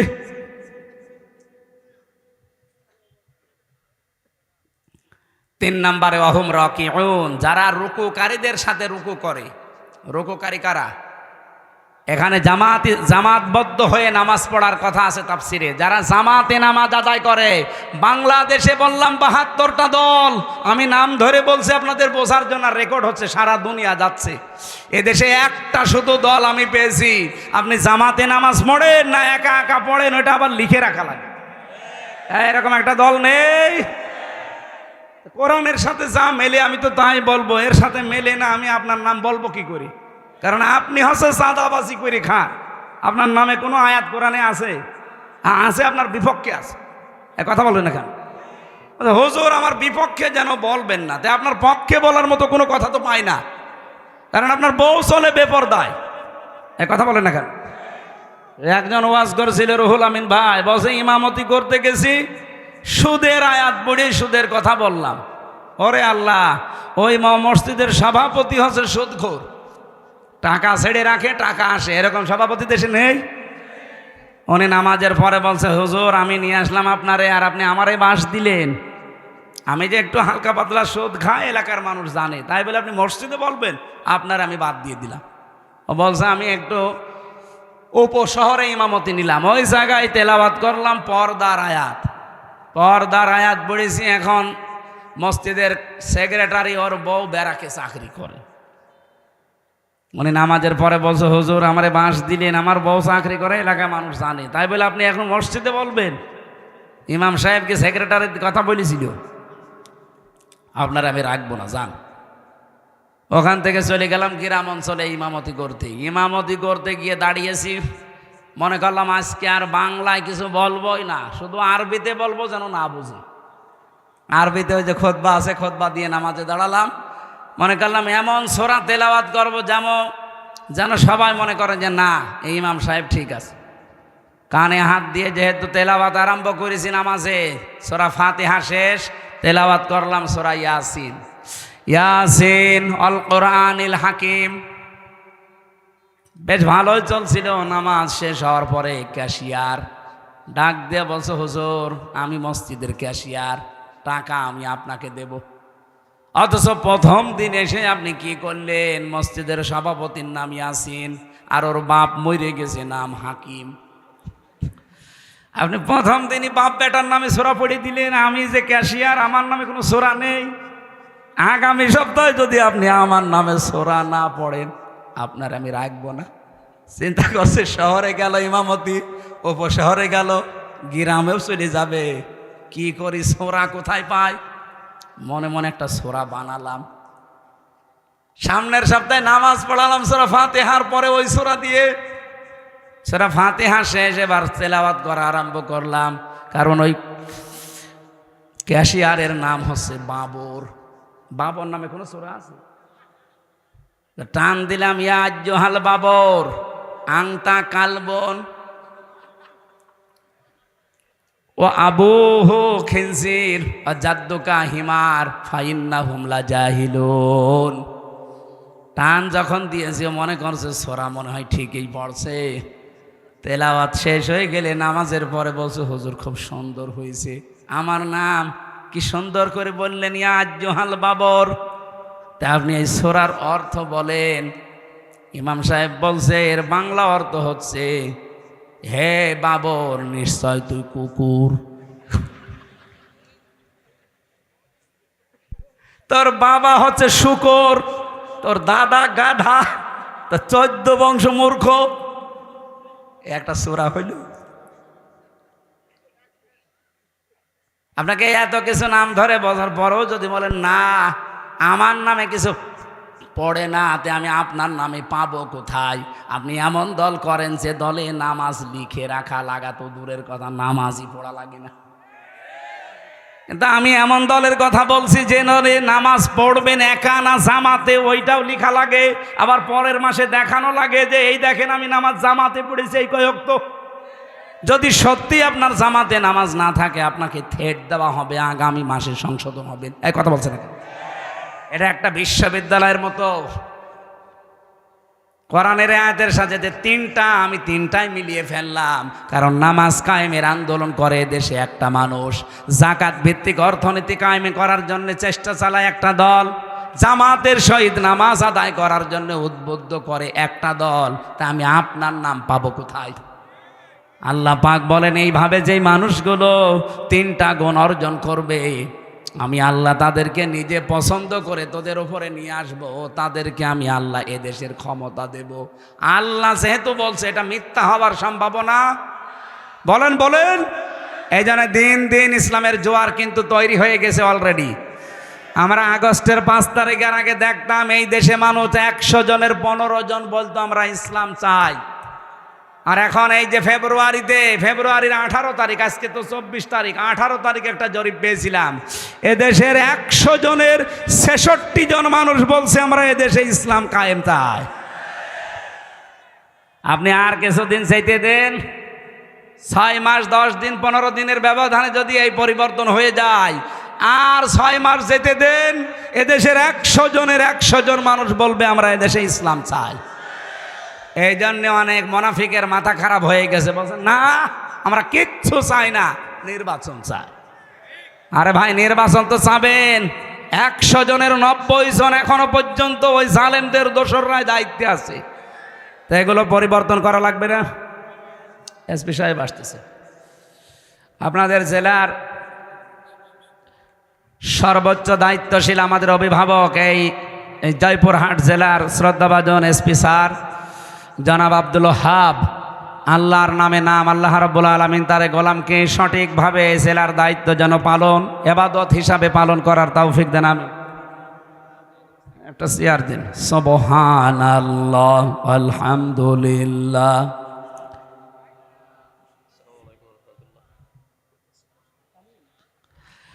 লা ইলাহা ইল্লাল্লাহ, মুহাম্মাদুর রাসূলুল্লাহ। এই বসো বসো বসো। নূর আলম ভাই ওসি, আমাদের ওসি সাহেব এসেছে, এসপি সাহেব এসেছে। আপনাদের কিছু ফর্মালিটি আছে, একটু করেন। আমরা 1-1.5 মিনিট সময় দিচ্ছি, করেন। সম্মানিত মানুষদেরকে সম্মান দেওয়া ইমানের দায়িত্ব দেন।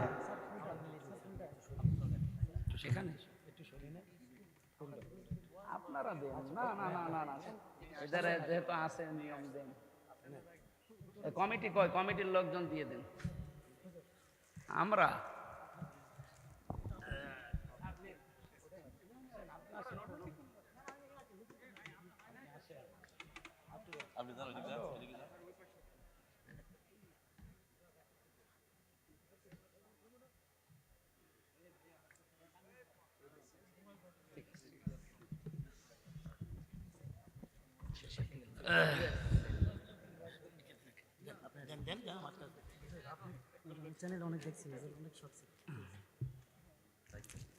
সম্মানিত মা বোনেরা, আপনারা বসে আছেন বিভিন্ন জায়গায়, শুনলাম।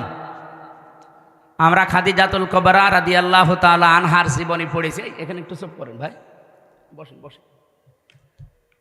মা বোনদেরকে জান্নাতের যে কাজগুলো আছে, সর্বোত্তম কাজ আপনার বাড়িতে যে দায়িত্বগুলো আছে এগুলো পালন করবেন। খাদিজাতুল কুবরার পুরা জীবনী দেখেছি, তাকে আল্লাহ নিজে জান্নাতে ঘর বানিয়ে পাঠিয়েছিলেন, অথচ জীবনে তিনি 1 ওয়াক্ত নামাজ পড়েননি, একটা রোজা রাখেননি, একটা টাকাও দান করেননি, জীবনে একটা সাদকা করেননি, কোনোদিন হজও করেননি, একদিনও পর্দায়ও থাকেননি। কারণ এই বিধানগুলো সব তার এন্তেকালের পরে নাজিল হয়েছে। কথা বুঝতেছেন? এই জন্য এগুলো তিনি পালন করতে পারেননি, অথচ আল্লাহ নিজে জান্নাতে ঘর বানিয়ে তার জন্যে পাঠিয়ে দিয়েছিলেন দুনিয়ায়। সুসংবাদ জানিয়েছেন, একটা মহিলাকে আল্লাহ সালাম দিয়েছেন, তার নাম খাদিজাতুল কুবরা রাদিয়াল্লাহু তাআলা আনহা। আমি তার পুরা জীবনীতে এইটাই পেয়েছি, আল্লাহ রাব্বুল আলামিন সালাম দেওয়া, জান্নাতে ঘর তৈরি করে পাঠিয়ে দেওয়া সুসংবাদ একটা কারণে, তিনি তার স্বামীর পেছনে সব উজাড় করে দিয়েছিলেন। আজ হাজারো পরিবারে স্ত্রীর ছোট মনের কারণে অনেক সন্তান, আমরা যারা স্বামী আছি, মানসিক রোগী হয়ে যাচ্ছে। আমি নিজে স্বামী, এখানে যত স্বামী বসে আছে প্রত্যেক স্বামীর পক্ষ থেকে আমি বলতে পারি, পৃথিবীতে এমন কোনো স্বামী নেই যে বিয়ের পরে আমার মা বাবা আলাদা হয়ে যাক, এটা আমরা চাই। বলেন, 100টার 98টা পরিবারে আমরা বাধ্য হই।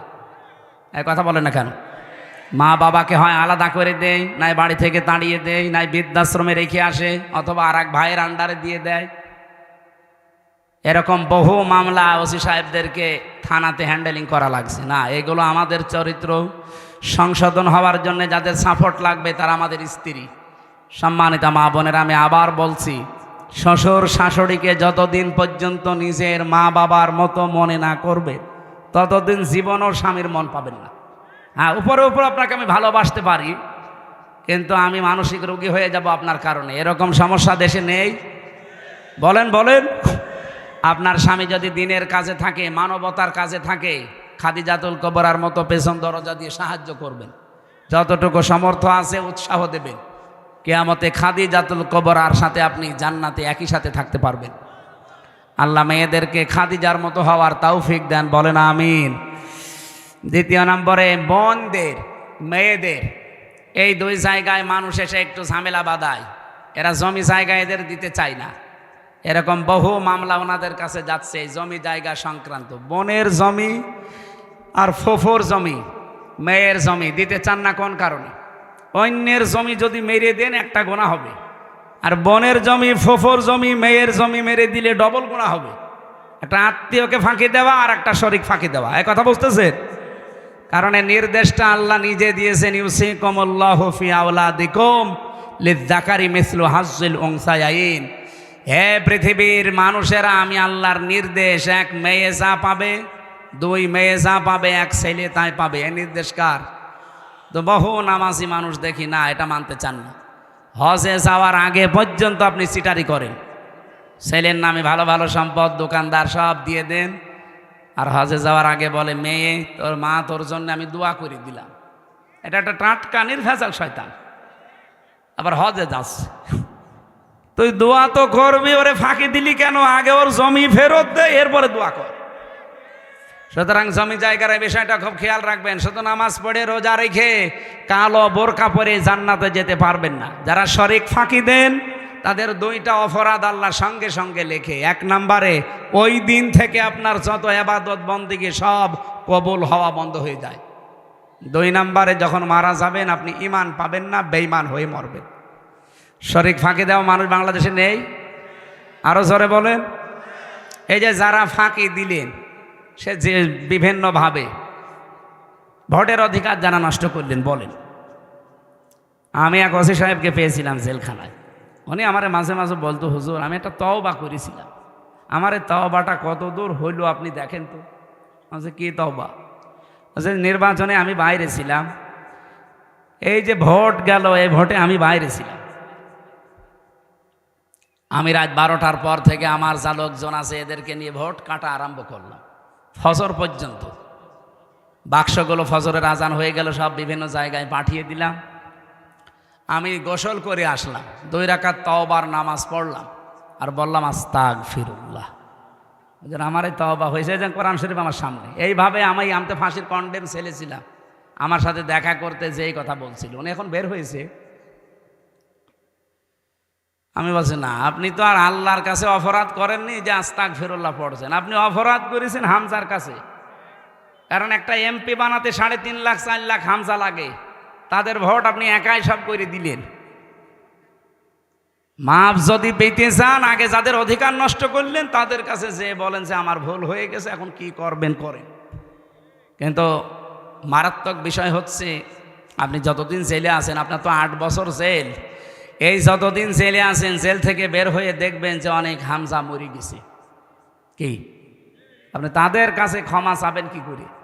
এই জন্যে কোনো জালেমের হুকুম মানতে গিয়ে, জালেমকে টিকিয়ে রাখতে গিয়ে নিজের আখেরাত যেন আমরা নষ্ট করে না ফেলি। আমি কথা কি বোঝাতে চেয়েছি? বোঝা গেছে? আগামীতেও যদি এরকম কিছু আসে, কাউকে খুশি করতে গিয়ে, শান্তি দিতে গিয়ে নিজের আখেরাত নিজে নষ্ট করেন না।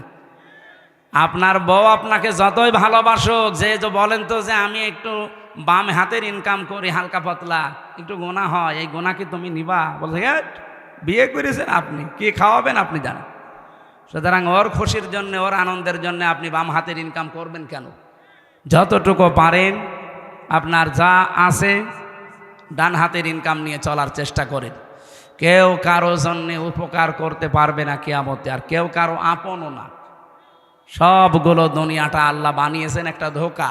দুনিয়া কি? আমার পূর্বপুরুষ যারা, আমি 3 পুরুষ চিনি। আমার বাবা রিয়াজউদ্দিন, তার বাবা জাহান আলী, তার বাবা নোমাজ আলী, এরপরে আমি চিনি না। সত্যি কথা বলছি, আমি চিনি না, আর আমি জানিও না। এখন বলেন তো, এই যে নোমাজ আলীর বাবা কে? আমি জানি না। এই মনে করেন তার নাম হজরত আলী। এখন এই লোকটা খুব বেশি হলেও 61 বছর আগে মরে গেছে। আমি হিসাব করে দেখলাম, মাত্র 61 বছর আগে। এই লোকটা যদি এখন কুষ্টিয়ায় এসে বলে যে এই 2 তলা বাড়ি আমার, আমি এই জমি জায়গায় এই ভিটা মিটা সব আমি বানিয়েছিলাম, আমি এখানে থাকতে চাই, আপনারা বলেন আমি ওরে উঠতে দেব? কিসের নোমাজ আলীর বাপ আপনি? আমি তো নোমাজ আলীকে চিনি না। আমি কি বেশি বললাম? এটা হবে। এই জন্য যাদের জন্য যা করছেন এগুলোই কিন্তু মারাত্মক শত্রু হয়ে দাঁড়াবে সামনে। এই জন্য কারো জন্য কিছু করতে গিয়ে আপনি নিজের আখেরাতটা অলরেডি নষ্ট করেন না। এটা পাগল ছাড়া কেউ করে না। আমি এখন মারা গেলে, সত্যি কথা বলছি, বাড়ি নিয়ে যাবেন, আমার বউকে যদি বলেন হামজা মরে গেছে পাহারা দেন, ও বলবে না, জিন আসবে। পাহারা দিতে হলে 3-4 জন দেন, একসাথে দেই, সকাল হলে আমারে কবরে দিয়ে দেবে। কবরে দিয়ে হয়তো 2-3 দিন খুব কান্নাকাটি করবে, এত শখের স্বামী আমার মরে গেল। হয়তো 7 দিন আরো বেশি কান্নাকাটি করবে। 4 মাস 10 দিন পরে ঠিক আমার শ্বশুর শাশুড়ি এসে ম্যাডামরে নিয়ে যাবে, বলবে অথচ ওই ম্যাডামের কারণে আমি যদি বাম হাতের ইনকাম চালাই। আমি আশা করছি কি বোঝাতে চাই আপনি বুঝেছেন। সৎ থাকার চেষ্টা করেন। ইবাদত বন্দেগী কবুল হওয়ার যে ফর্মুলা, প্রথমটা হচ্ছে হালাল রুজি। ওয়াজ তো এইটাই। এটা যদি আমরা আজ মেনে চলতে পারতাম, বাংলাদেশ দুর্নীতি মুক্ত হতো। কত হাজার হাজার কোটি টাকা পাচার করলেন, কি হলো বলেন? আপনি তাদের দিকে এখন তাকিয়ে বলেন, এই যে সালমান এফ রহমান দরবেশ, ৩৬,০০০ কোটি টাকা। আমার মনে হয় আমি সারা জীবনে গণনা করেও শেষ করতে পারবো না। কিন্তু তার টাকায় কি এখন কোনো কাজ হলো? সে এখন আমার মতো ওই মাটির ফ্লোরে থাকে। আমি আশা করছি আল্লাহ রাব্বুল আলামিন আমাদের আখিরাতটা বিশাল আকারে যেন তৈরি করে দেয়, আমাদের যেন আফসোস না থাকে। মরণের পরে মানুষের শুধু আফসোস একটাই থাকবে, যে সময়টা হেলায় খেলায় আমরা নষ্ট করেছি। এই জন্য যতটুকু সময় বাকি আছে সামনে এমনভাবে কাটাবো যেন আখিরাতের বিশাল ঘর প্রত্যেকের জন্য তৈরি হয়। আল্লাহ তৌফিক দিও, বলেন আমিন। সামনে কোরআনের আয়াতের সাথে যেগুলো বললাম, আল্লাহ যেন এগুলো আমাদেরকে দেখান। কারণ কোরআনের এই শব্দগুলো 100% অথেন্টিক, নাকি হালকা মিথ্যা আছে? আল্লাহ আমাদেরকে দেখিও, সে আশা ব্যক্ত করে আমরা আমাদের অভিভাবক দুইজন এখন এসেছে, ওসি সাহেব, এসপি সাহেব, ওনার একটু সালাম দিক। আপনাদের পরিস্থিতি এখন যেহেতু সামনে খুব ঘোলাটি হচ্ছে 2-3 দিন, দিক নির্দেশনামূলক যদি কিছু বলার থাকে আপনারা 2-3 মিনিট একটু বলেন, এরপরে আমরা মোনাজাত করছি। এসপি স্যার বা ওসি স্যারের কাছে যে কোনো একজনের কাছে দেন, আপনাদের একটু দিক নির্দেশনা দিলে ওইগুলো মেনে চলবেন। কারণ দেশ চালাচ্ছে তো প্রশাসন, যেহেতু এখন খুব ঝামেলায় আছে দেশটা, 2-3 দিন হয়ে গেল একেবারে কন্ট্রোলের বাইরে চলে যাচ্ছে। আপনাদের সামনে এখন কথা বলবে আমাদের জয়পুরহাট জেলার অভিভাবক শ্রদ্ধাভাজন এসপি স্যার জনাব আব্দুল ওহাব। বসে বলেন স্যার, বসে বলেন। আসসালামু আলাইকুম ওয়া রাহমাতুল্লাহি ওয়া বারাকাতুহু।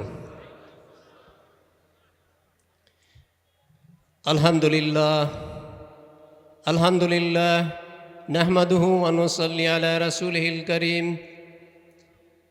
আউযু বিল্লাহি মিনাশ শাইতানির রাজীম। বিসমিল্লাহির রহমানির রহিম। লিল্লাহি মা ফিস সামাওয়াতি ওয়া মা ফিল আরদ ওয়া ইন তুবদু মা ফি আনফুসিকুম আও তুখফুহু ইউহাসিবকুম বিহিল্লাহ ফায়াগফিরু লিমান ইয়াশাউ ওয়া ইউআযযিবু মান ইয়াশাউ ওয়াল্লাহু আলা কুল্লি শাইইন কাদির।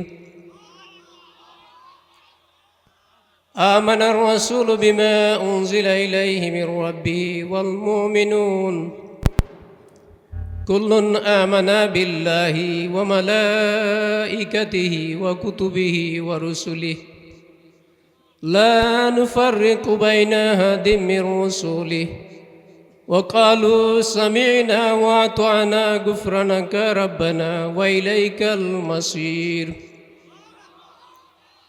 لا يكلف الله نفسا إلا وسعها لها ما كسبت وعليها ما اكتسبت ربنا لا تؤاخذنا إن نسينا أو أخطأنا ربنا ولا تحمل علينا إصرا كما حملته على الذين من قبلنا ربنا ولا تحملنا ما لا طاقة لنا به واعف عنا واغفر لنا وارحمنا أنت مولانا فانصرنا على القوم الكافرين.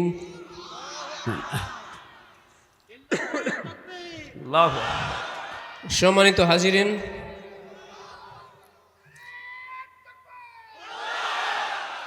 চুপ করেন। উপস্থিত সম্মানিত আলেমবৃন্দ এবং প্রিয় জয়পুরহাটবাসী,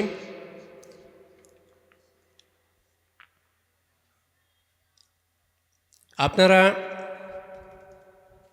এই মজলিসে আসছেন, এটি ইসলামী জলসা।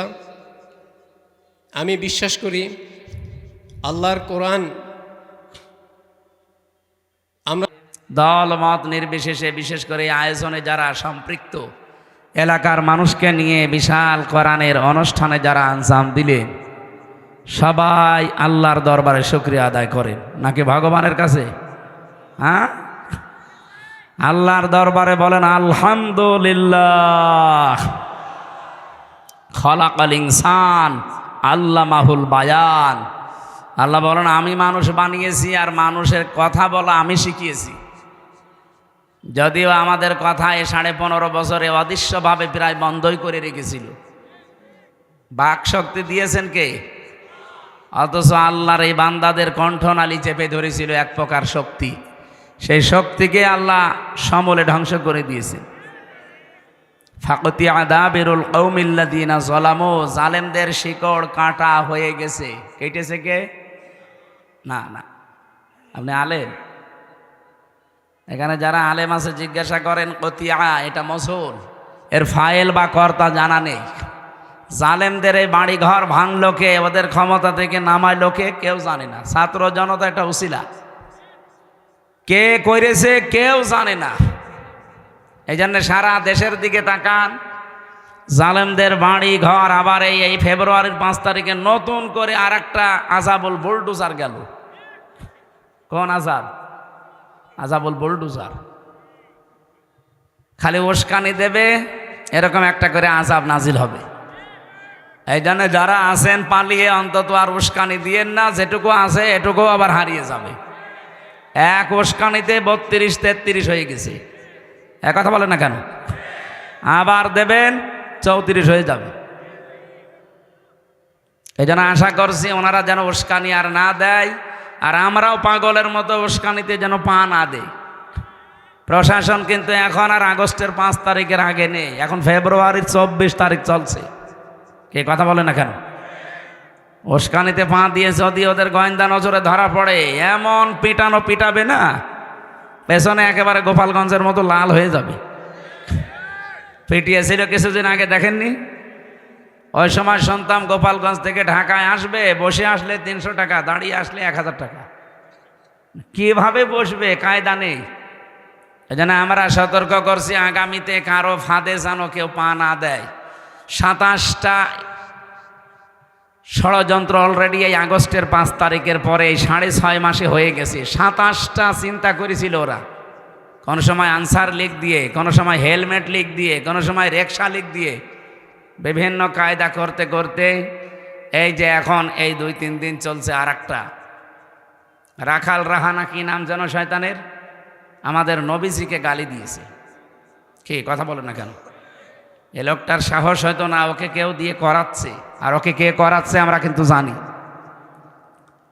এ উগ্রপন্থী কিছু দাদা আছে, তারা এখনো পর্যন্ত বিভিন্ন ছদ্মবেশ নিয়ে দেশে আছেন, আমরা তাও জানি। তাদের ফাঁদে পা দিয়ে দেশটাকে আবার অশান্ত করার চেষ্টায় আছেন। বিশ্বের মোড়লদের কাছে দেখাবেন যে বাংলাদেশে দেখেন এই যে জঙ্গি আবার মাথা ছাড়া দিচ্ছে, অথচ এই দেশে যে জঙ্গি নেই তার প্রমাণ আর 7 মাস। এই 7 মাসে একটা জঙ্গি ধরা পড়েছে? কোনো জঙ্গি নাটক হয়েছে?